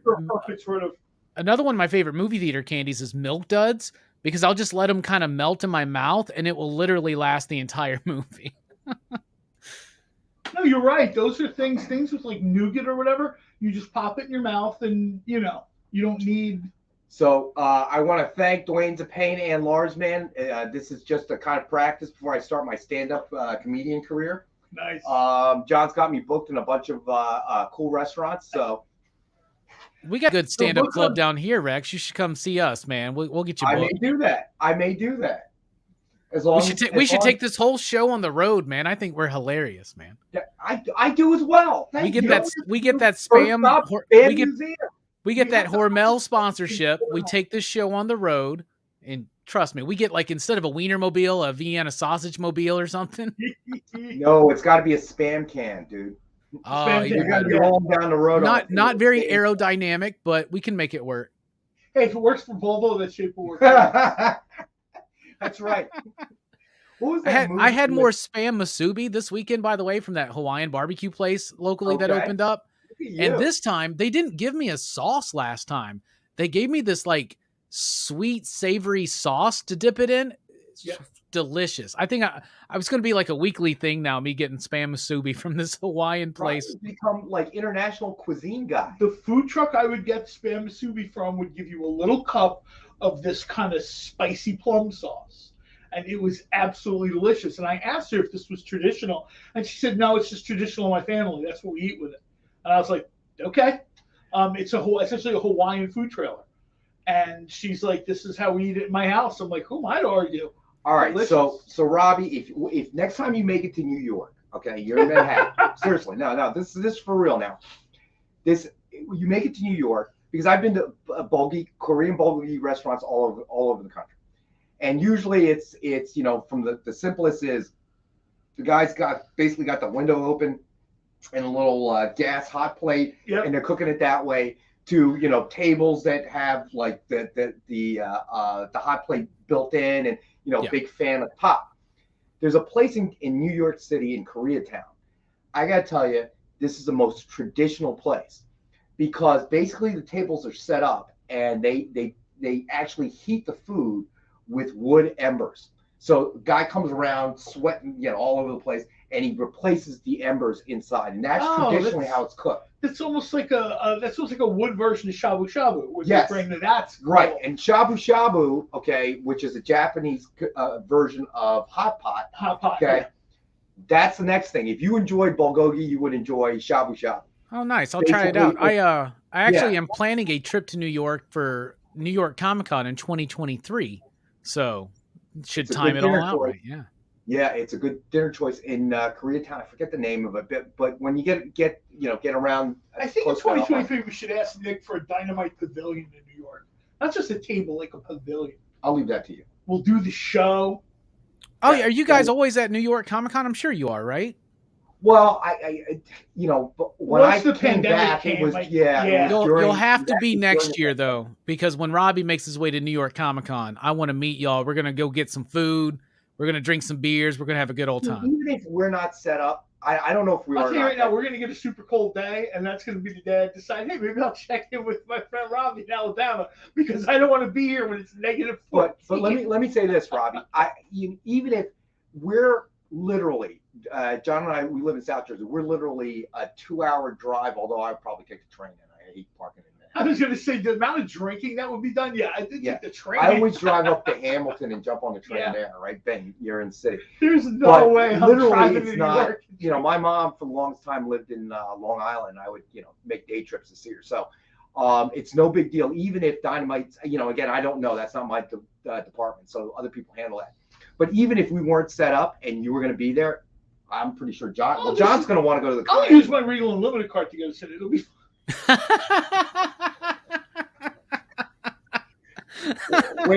Wait, John and I are going to go to a brewery, and he's going to be flashing his Regal card for free beers.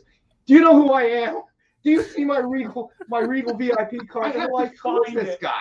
I have to find it. One year I made a fake ID. We were just messing around. Like, I had my ticket to get into the con. This was in San Diego.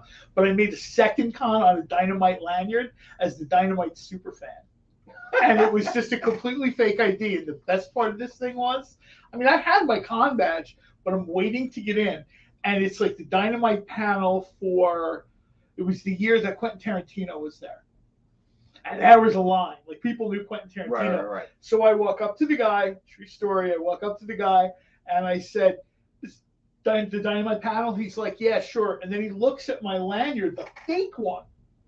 And he looks at me, he's like, oh, you can go ahead and nail. So people wonder how I got into, like, row 2 of that thing. I was just like, and people were like, oh, really? And so I said, okay, thanks. I didn't turn around. I just kept walking. My friends were in that line for an hour. They were sitting so far back, Nick would have had to text them what was going on in this con. So essentially, once it was discovered that John had did this, the police were called, and they talked to Nick and asked, do you know this guy? And Nick said, no, never met him. Take him away. I know who I am. The funny thing is, I didn't even say a word. I just asked, because it was in one of those rooms where, if anybody's been to San Diego, you know how there's there's panels on both sides, right? So you want to make sure, because you go down the line and then it kind of curves. Everybody said the story of being in the wrong line. Right? Lars, man, that is a great idea. We are trying to work that out between John and I, doing a pub show, probably a brewery, a microbrew, because those are cooler. I love microbrews. We can bring our own food. Yeah, we can bring our own food. More than likely, we talked about anchovy pizza. Ooh, I like that idea. But John and I have been talking about that for a while, because there are a few that I haven't been to, and we'll just grab. We're both anchovy pizza lovers. From here. Not even, dude. Yeah, I don't even think it'll take that long. And we're both lovers of anchovy pizza. I had my nephew over, and And I'd ordered, because my daughter will never let me order anchovies on a pizza. Okay, she figured it out. The aroma gets on there. So my nephew was there, and I said, hey, let's order a pizza. Watching movies, whatever. And he goes, oh, he always gets pepperoni. I'm like, okay. So I'm like, he's not. Okay. I'm getting anchovies on the other half of the pizza. Give him a slice. We're sitting there watching a movie. He goes, Uncle Rex, something wrong with my pizza. It tastes funny. It tastes funny. There's just no way to get the anchovy flavor and smell even on half of it to invade the other half. They're like aliens. They're just going to invade the other half of the pizza. Little fishes are so delicious. I go, I take a bite. I go, no, it seems fine to me, but I don't know what you're talking about. Everyone who asks about that story at Comic-Con, I tell them the reason I would not have gotten arrested is because I didn't say a word. They let me in. I just walked up to them with my fake badge. I didn't even show them my fake badge. It was just, the cool thing was I found this dynamite lanyard at another show somewhere. Right. And I was like, oh, can I take this? And the guy's like, oh, yeah, sure. Tell us the truth, John. You dug in the garbage for 20 minutes to find that. No, I just took minutes. Yes, I do publish Dynamite Comics. Wow, dude, you've gotten a lot fatter since QVC. But hey, listen, I would love to meet some of our regular viewers as well. Hell yeah. We got to figure something out. John and I will talk about it and figure out something. It would be nice to have some, especially people who are, We're gonna have we gotta all have a meetup at the Spam Museum. You know it. That's what it's gonna be. I want to say that I'm reading Lars Man, and Lars Man is definitely more than 3 fingers in on the ride. Okay, he just noticed the shower curtain hanging on the wall. Yeah, budget was short that quarter, so we just put up shower curtain. It's not a shower curtain. It's a shower liner. Get it right, okay? It's a shower liner. Yeah, I was just right. It's a shower liner. Thank you, Robbie. That is correct. It is not actually a shower curtain. It's a shower. The rest of the office looks very like a publisher's office. This is sort of. I told you guys this is almost like the room at my house. Yeah, it looks like a real office, except there's comic books everywhere. Okay, literally around my desk, on the floor, long boxes, short boxes. Looks like my office. All right, let's get to you want to do another book? Yeah, let's do another book. So we have this is a neat one. Star Wars #1, Scotty Young retailer variant, signed by John Cassidy. No. And we have one available for $77 for 1977. I don't know about anybody else. Very excited about Obi-Wan. Yeah, we got what next week? 2 weeks, I think. Huh? Next week? Yeah, 2 weeks. Right? Yeah. Not even 2 weeks. Obi-Wan. Which Enterprise was he on? No. Are you doing your best imitation of AR? Is that what I you're was doing? gonna say? No, Alec. He knows Star Wars stuff. That poor kid, that Star Trek show, man. Boy, did we time that wrong. The viewers were just roasting him, man. They were just roasting him. He's definitely younger than us, and definitely younger, I would say, the vast majority of our viewers. 16. No, he's not 16. 16. All right. He just got his permit. No, look, he served in the military and got out, so he's got to be over 18, he's right? A little bit younger than us. A lot more than a little bit, Mike. Well, when he turns 21, we should take him out for a drink. I was going to say, his mom will allow him. We'll take him out for a drink. But now we have to go to a break. When we come back, oh my gosh, yes, we do. I'm sorry. We've got a bunch of books we got to blow through real quick. Yes, we do. So this is going to be like the dreaded speed recap. Round. John's we're gonna nick it up in the next one. That's what we're gonna do. We're just gonna bam. He's avoiding Imperial entanglements. He's not coming to New Jersey. I don't blame you. All right, so we're gonna go to our last and final break. We'll be back in a couple of minutes. Stay with us. Imagine being at a convention and going to an interview panel that's just for you. No bustling crowds, no hours-long lines, just you, the moderator, and your favorite comic book creators. Well, this is pretty much that. Miss Jen sits down every week with 2 comic book creators for a live stream interview about their latest work, and you can ask them whatever you want. It's Talking Shop, Mondays at 5 Eastern on The Experience, Comic Culture and Sales.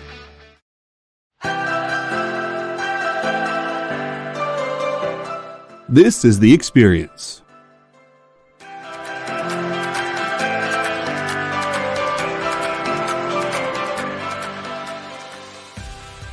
Good afternoon, everybody. Hey there, hi there, ho there. You're as welcome as can be. Hi, I'm Nancy McCann. Welcome to Friday Night Live on The Experience. Welcome, everybody. It's Fat Jack's Comic Crypt. Brendan, Al, Jason, hanging out. There I am. Welcome back to Kicking It with Henry, folks. I am your host, Henry Kumpa. It's great to be here with you guys. So we are going to talk about books that are in stores this week. Hi, everybody, and welcome to Mishmash.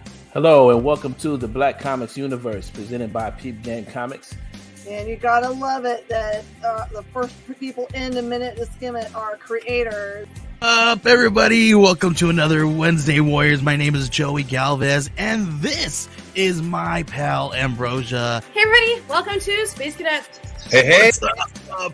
Welcome, everyone, for another episode of I Must Ask You a Question. Hi, everybody! Welcome to Nerd News Now. Hey, this is Rex. Welcome to Comic Collectables. Hey, hello, all you happy people. Welcome to the Dan Wickline Show. Hi, everybody, and welcome.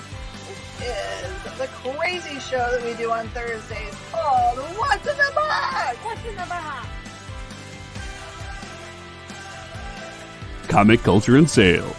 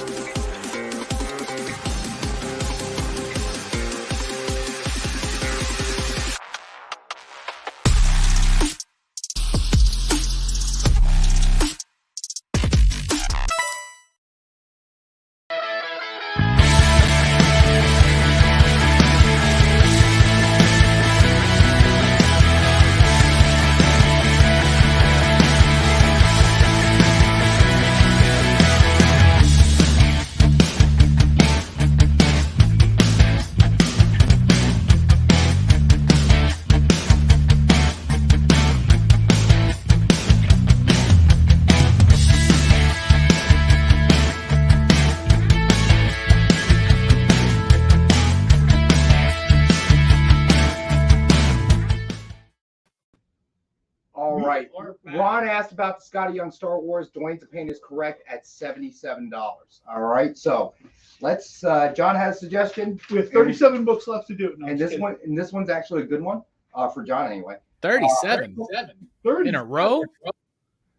All right, so next up is Red Sonja #9, Lee Ritz Lee Virgin cover. Suggested retail of $50, and we have one available for $40. This particular incarnation of Red Sonja is very cool. We've talked about this before. I've heard the comment before, if you read one Red Sonja story, you've read them all. No, that first of all, that wasn't even remotely true before Dynamite started publishing Red Sonja. Right. But now for sure, Red Sonja, and I'm not talking about Sonjaversal, as fun as that was, that's like a separate thing. But the different iterations of Sonja that people have done, Gail Simone and Walt Giovanni's run, we've had a bunch of different really cool sort of interpretations of the character, making her more than just female Conan. This particular Mirko Andolfo thing, really, really neat with, and the character that will eventually bridge into Red City. Right. It's a great book, and seeing a different side of Red Sonja as a character, a more maternal kind of side. Like, even though she's reluctant to accept that role, it's a very natural progression, and as the reader, you get engaged on an emotional level with it, which I really enjoy that book. I just read the issue that will come out Wednesday, and they're really sort of zeroed in on exactly, it's Sonja, but it's not necessarily the Sonja you've seen before. And I think post Sonjaversal, people's minds are open now. I know that there are, especially old timers like me, they only want to see certain characters in certain ways. I think after Vampyverse, after Sonjaversal, these creators have shown you, no, there's a lot more to these characters than, a chainmail bikini or whatever. You know what I mean? All right, so then next up, we have John Carter Mars, #2, Jonathan Case Virgin cover. Suggested retail of $50, and we have one available for $40. I love this story. I had a lot of sort of questions about this story when I heard the direction they were going in. I remember I read an article about the direction this was going in, and I texted Nick at like 2 a.m. I'm like, you have to do something about this. I'm serious. I'm like, you have to do something about this. And this was like the Fred Van Lente moment. I'm so glad, and of course Nick is like, just wait, just wait, just wait. You don't got to talk me off the ledge with these characters I love. And the first 2 issues, I just read issue 2 before we came on the air. Right. Very, very cool. While this is technically John Carter of Mars as a book, a lot of this is John Carter on Earth, which is something we don't see a lot of. And it's like, what if he's on Earth but still has his powers? And so that's a cool mystery. Yeah, I mean, there's a lot kind of going on here. And I met Chuck Brown. I met Chuck Brown at HeroesCon a few years ago. Super cool dude. Eisner-nominated writer, nominated again for Bitterroot, which is such an amazing book. So this is a really cool take. And it's got this, like, it almost looks like an animated series version of John Carter of Mars, the artwork. And it's really interesting to see it done that way. It is, again, and I had concerns about the art choice too. But one of the things I always try to do as an older fan is try to be mindful to have the, to have like the wider viewpoint. It's real easy for guys our age. And everybody knows there's a ton of YouTube shows out there where it's a guy my age sitting in a room complaining about how things are different. How something's different 30, 40 years. That's not the way it was when I was in high school. Well, dude, you're almost on Social Security. So yeah, things have changed. TV's in color now and in IDF. But I always have that knee-jerk reaction. Right. When I hear something like, oh, this is going to be about John Carter on Earth. Dude, I've been reading this character longer than you've been alive. I don't want to see that. But I was wrong. I was happy to be wrong.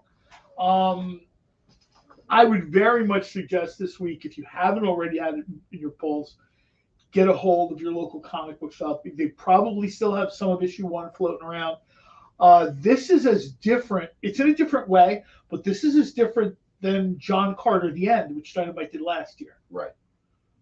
Which Jim Mint's been talking about it, and he says that this is, to him, it works as if it's a sequel to the movie, because he said he watched the movie, liked it, and if you are one of those people that watched that movie, liked it, never explored that universe further, you could jump in right here. Yeah, I think that's a great analysis. And I get this all the time, particularly in like the Dynamite Facebook fan group. Like, do I need to read a ton of stuff? You know what I mean? And that's, I think, always a concern. You know what I mean? That, how much do I have to read here? Like, Alec asked me about Vampirella, right? Now, Vampirella's 1973. I thought it was 69.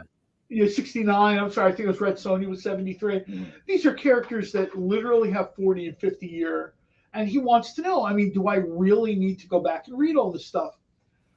Generally speaking, sometimes it's a good idea to have some back knowledge of the character.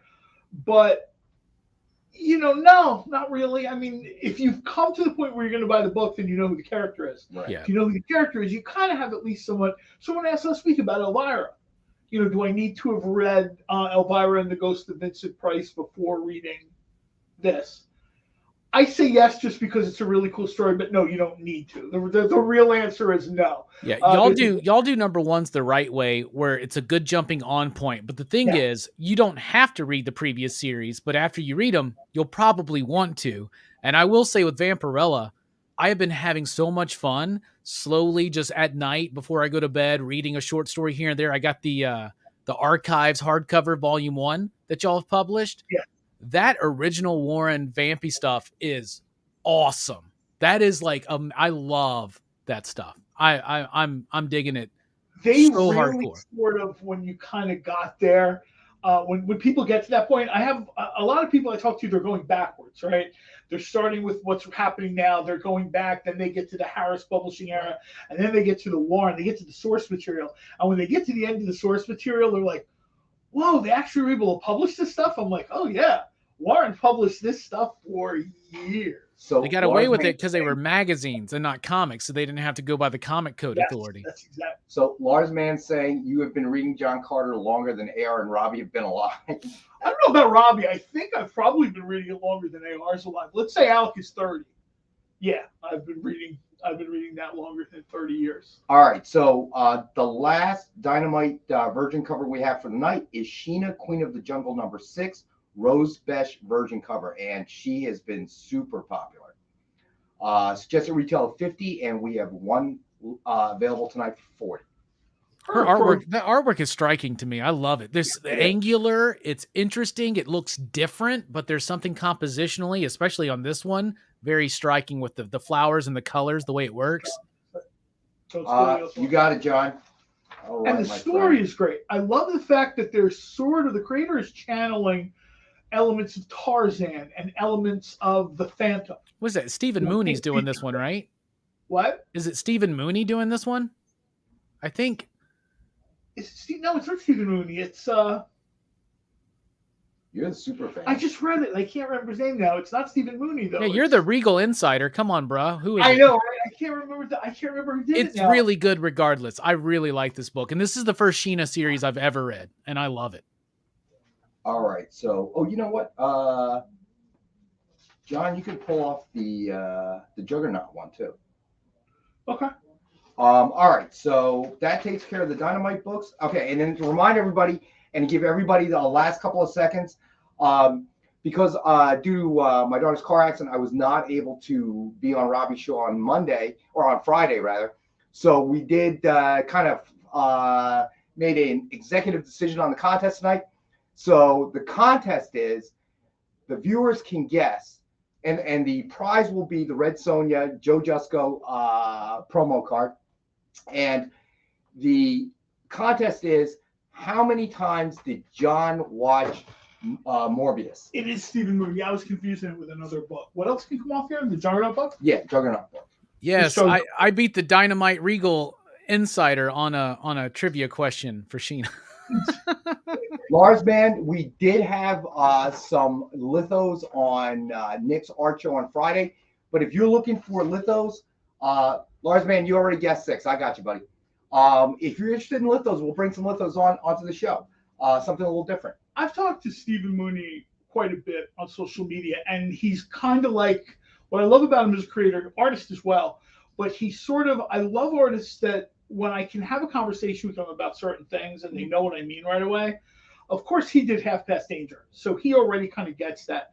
But he sort of really understands that sort of, almost I'll say like old school storytelling, things like Tarzan, things like Phantom, you know, back when Jungle Mystique was like a whole thing in storytelling. Right. And he's channeled some of the best of that stuff into this series. And Sheena's basically in a biodome in this series, right? And like I just kept wanting to see in the background Pauly Shore and Stephen Baldwin somewhere. Oh my God.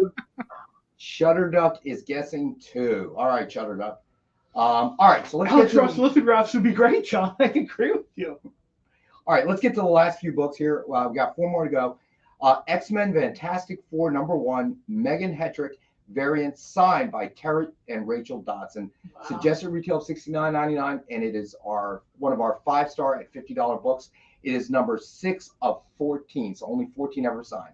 And she's another one of these creators, and I think we've talked about this before with Robbie. She's another one of these creators that is just kind of like jumping off the page. I don't want to say she came out of nowhere because, you know, I'm sure she's like, not to make it sound like she hasn't paid her dues, but like out of nowhere, she's just boom, boom, boom, producing these amazing covers for these different books. Oh my gosh, there was another best offer book and I missed it. Infinite Frontier #2, signed by Joshua Williamson. Creative Keep is claiming X-Men. You got it, Creative. Hey, you want to hear something funny about Joshua Williamson? He's going to be on my show on Thursday. So just that's an exclusive EXP announcement right now. Nobody else knows that except for me. I might have to pop into this show because I've been reading his stuff since Monkey Brain and Golden City. All right, let me get this out here real quick because there are only a few minutes left to go. Infinite Frontier #2, signed by Joshua Williamson. Suggested retail $49.99. It is number 11 of only 27. And it is a best offer book starting at $19.38, the year Action Comics #1 launched. So I apologize for that. I missed Very cool. Yeah, we've been trying to get Joshua on the show for a while. He was at MegaCon. He finally got back, and he's like, let's do this Thursday. So we're ironing out the time as we speak, but Joshua Williamson will be on Pop Culture Philosophers on Thursday. So very excited for that. I love him. It's about masks and mobsters. Yeah, okay. Yeah, I remember that. Oh, my goodness. That's where I first ran into his work, man. Masks and mobsters was amazing. Man, Birthright's a good one, too, if you've never read that. Birthright is a... I'm sorry, John. No, it's no problem, man. You got an offer on it. All right, so Ron's going to claim the Star Wars. Gotcha, Ron. This is going on. The Scotty Young can come off now. Ron's claimed that. And then... Sheena came off, right? Yes. And then Lars Man is starting us off on Infinite Frontier. All right. Gotcha, Lars Man.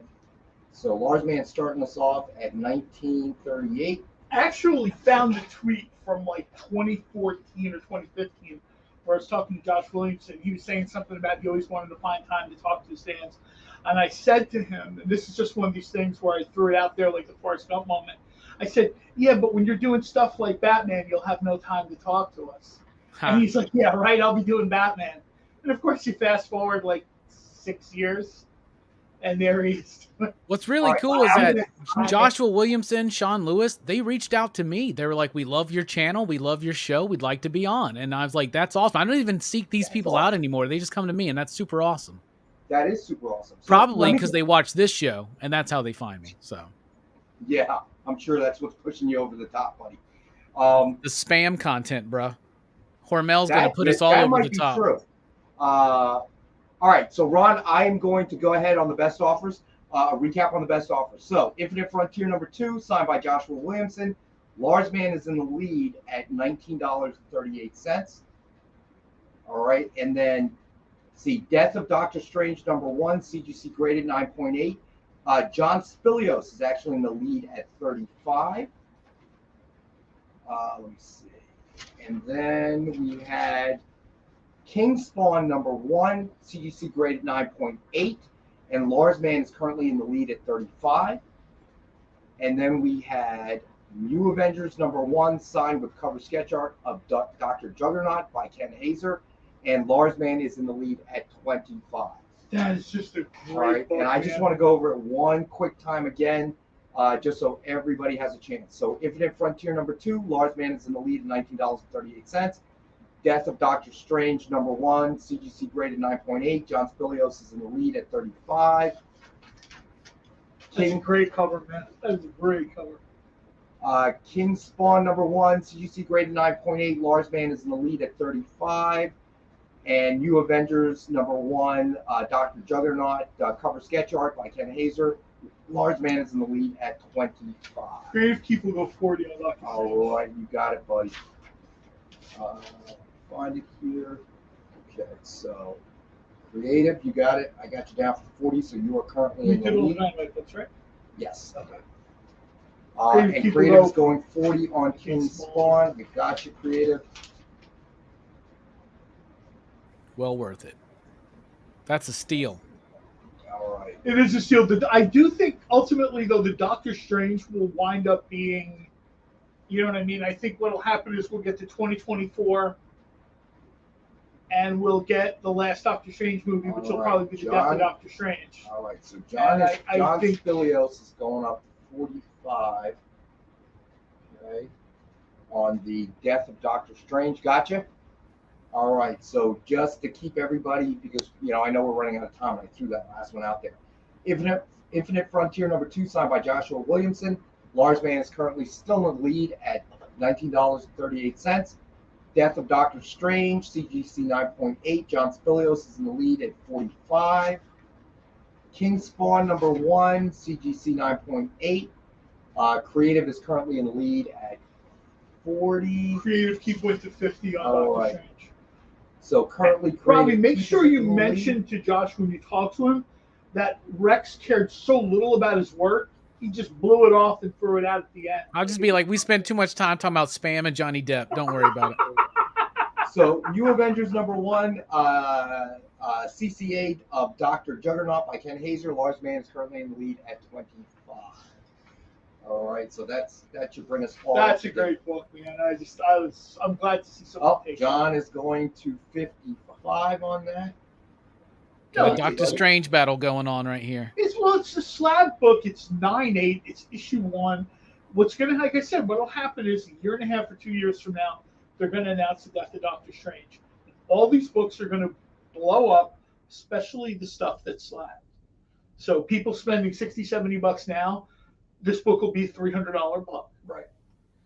I mean, that's just the way, I've gone through a lot of cons over the years, and that kind of a little bit is the way it goes. 5 minutes left on best offers, man. All right. So Creative is going to 60 on Doctor Strange. All right. Gotcha, buddy. All right. So we're at the 4.5 minute mark, I guess. Do you want to go through those last two? Because they got some pretty big signatures there. Rex, They let's do. So knock them let's out. do those, and then anybody, and then I'll do another quick recap before we get to the end on the best offer. So Dark Knight's Metal #2 variant, Elite Gold Signature Series signed by Jim Lee. Suggested retail of $299.99. We have one available for $150. It is number 4 of only 20 signed. Oh, wow. And it is Gold Signature Series. That's a really good deal for Jim Lee. Aftermarket. Let's see. Lars, man, I hope my Death of Captain America and Superman deaths come back and die. When the next time they die?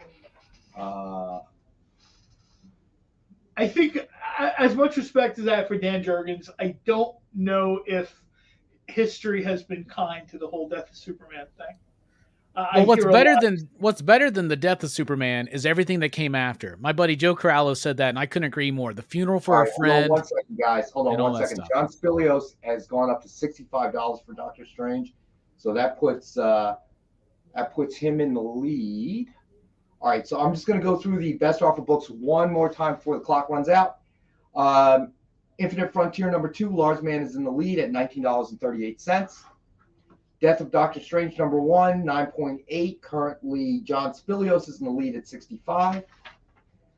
King Spawn #1, 9.8. Creative is in the lead at 40. New Avengers #1, Dr. Juggernaut, CCA by Ken Hazer. Lars Man is in the lead at 25. All right, just want to make sure everybody has. All right, Creative Keep is up to 70 on the Doctor Strange. Before we opt out too, we want to ask everybody. We appreciate everybody joining the show all the time. I almost feel like if we don't say it, we're taking it for granted. Mash the thumbs up button. Share the show so we can get more people in here. We can get more stuff going.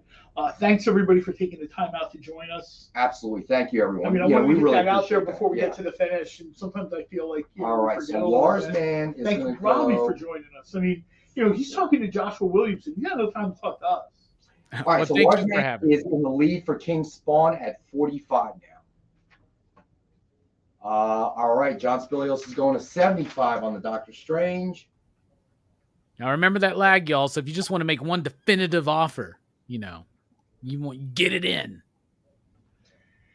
Yeah, that's what and that's another thing we try to tell people too. If you really want the book, you know what I mean. Don't snipe. Sniping is like a mixed bag. Here's what I'm going to do tonight. I mean, at this point, I'm not looking at, especially our viewers. That's a great point, Creative Keep.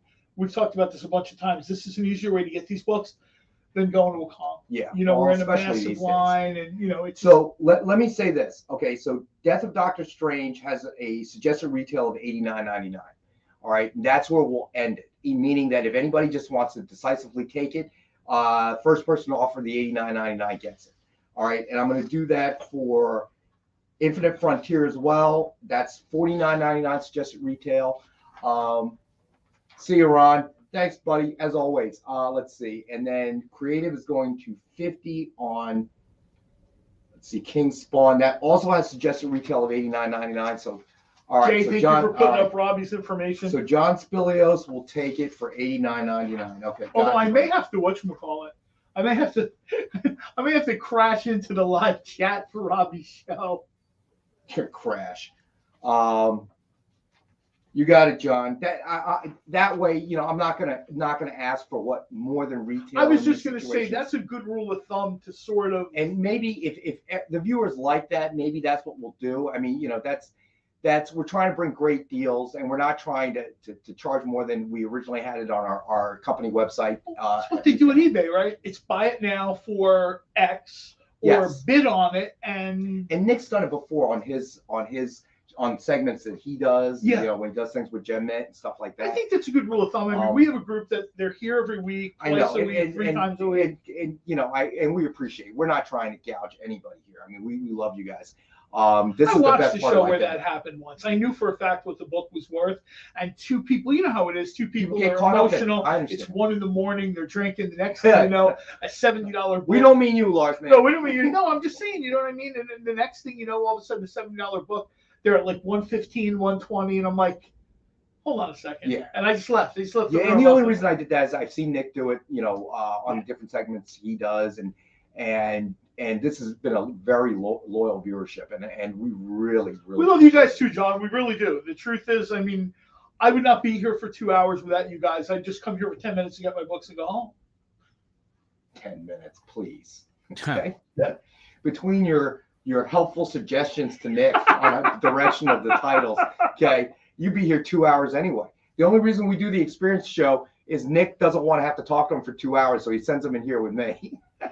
Nick, step one, I need you to buy Captain Scarlet from the BBC. Get out! Oh my gosh. I have an idea. Oh no. Oh, too funny, man. All right, you know what? Oh my gosh, I forgot. All right, so for the contest, all right. So the contest was, how many times did John watch Morbius? And the prize will be, and if there are two people that guess the same number, that's fine. And the prize will be the Red Sonja 45th anniversary exclusive card, Joe Jusko sketch. Okay. All right. So here we go. So John Spilios guessed 2. Dwayne Zapane guessed 3. Triple B guessed 1. Josh Wendt guessed 4. Jay, although his will not count, guessed 1.5 because he figured he left the second time halfway through. Ron, who just left us, guessed 3. Marcus guessed 5. Stevie B guessed 2. Lars Mann guessed 6. Emmy Comics guessed 8. And Shutterduck guessed 2. So now for a drum roll, which we don't have, there we go. All right. So Mr. John Cole, how many times did you see Morbius? I always have to hang my head in shame when I say this, but I have now watched it 3 times. Ding, ding, ding, ding, ding. Oh, I watched 3 times. I watched it once in the theater, which was a car crash. I did promise my nephews that I would take them, so I honored my word, and I saw it a second time, which is like a big car crash. And then, like this weekend down the shore, the weather was super hot. At one point, my godson and goddaughter came in, and they were like, "Oh, it's on Amazon Prime Cinema, I think it's called, Video Cinema." And I said, "If you guys want to rent it, go ahead, use my account and rent it." So while I did not watch it nearly as closely, I watched it. I was in there. I was on my phone messing around. I was actually on my phone complaining on Twitter about watching this thing. So it is like, it's actually more like 2.5, but we're just going to round it up to 3. Yeah, I was there. It's one of these deals. Shutterduck stands by too many. I get it. It's exactly true. I should have been one and done, but the kids, they were out on the boat, and it's bright and sunny. They came in poached. Their parents have this thing that they like to go out and they leave me in charge because I'm sort of an adult, but sort of not, right? So the kids are at an age now where they don't need adult supervision, but they need someone else in the house, generally to pay for the food they order. So thankfully, they leave me behind. So let me get this straight. What you're saying is you're blaming it on the kids that you watched it 3 times. 2 times. I went to see it the first time on myself. Well, we assumed, obviously we assumed. I don't know if blame is the right word, but I promised my nephew, we've been going to see superhero movies since he was a little kid, and now he's getting ready to start college. So I said, sure. All right. So the winner is, and I do have 2 of these, I'm pretty sure. So the winners tonight are Dwayne Zapane and Ron for guessing 3. All right. So I know Ron's not here, but we'll make sure to inform him on the next show. And let's see, Dwayne Zapane, this is coming your way, buddy. So I think, my gosh, we're a minute over now. Join us. Let's see. What is after this? I know there's something after this. Mishmash. Mishmash is on next. We'll be back Wednesday, New Comic Book Day. And then Robbie's movie review. What was the movie again? Dead Man? Dead Man. Is on his YouTube channel, Pop Culture Philosophers, at 9. 9 o'clock. 9 Eastern, be sure to tune in. I'm actually going to look for that movie since it's been recommended by Robbie. So, recommended by you? Not so much. Yeah. I'm surprised you didn't like Morbius. Hey, be careful. He's a Regal insider. Don't make me open the Unlimited app. I only need it if I want to bring an air fryer into the theater. So thank you everybody again for joining us. Thanks for joining us, everybody. You know who I am. Good job. Thank Thank you, you, Robbie. Thank Robbie, you, Jay. thanks for joining us. Thanks to John, and especially thanks to our loyal viewers. Have Thanks, a great guys. Monday, everybody. We'll see you Wednesday. Join the party. Head over to our link tree to find all the links for everywhere the experience is all the time.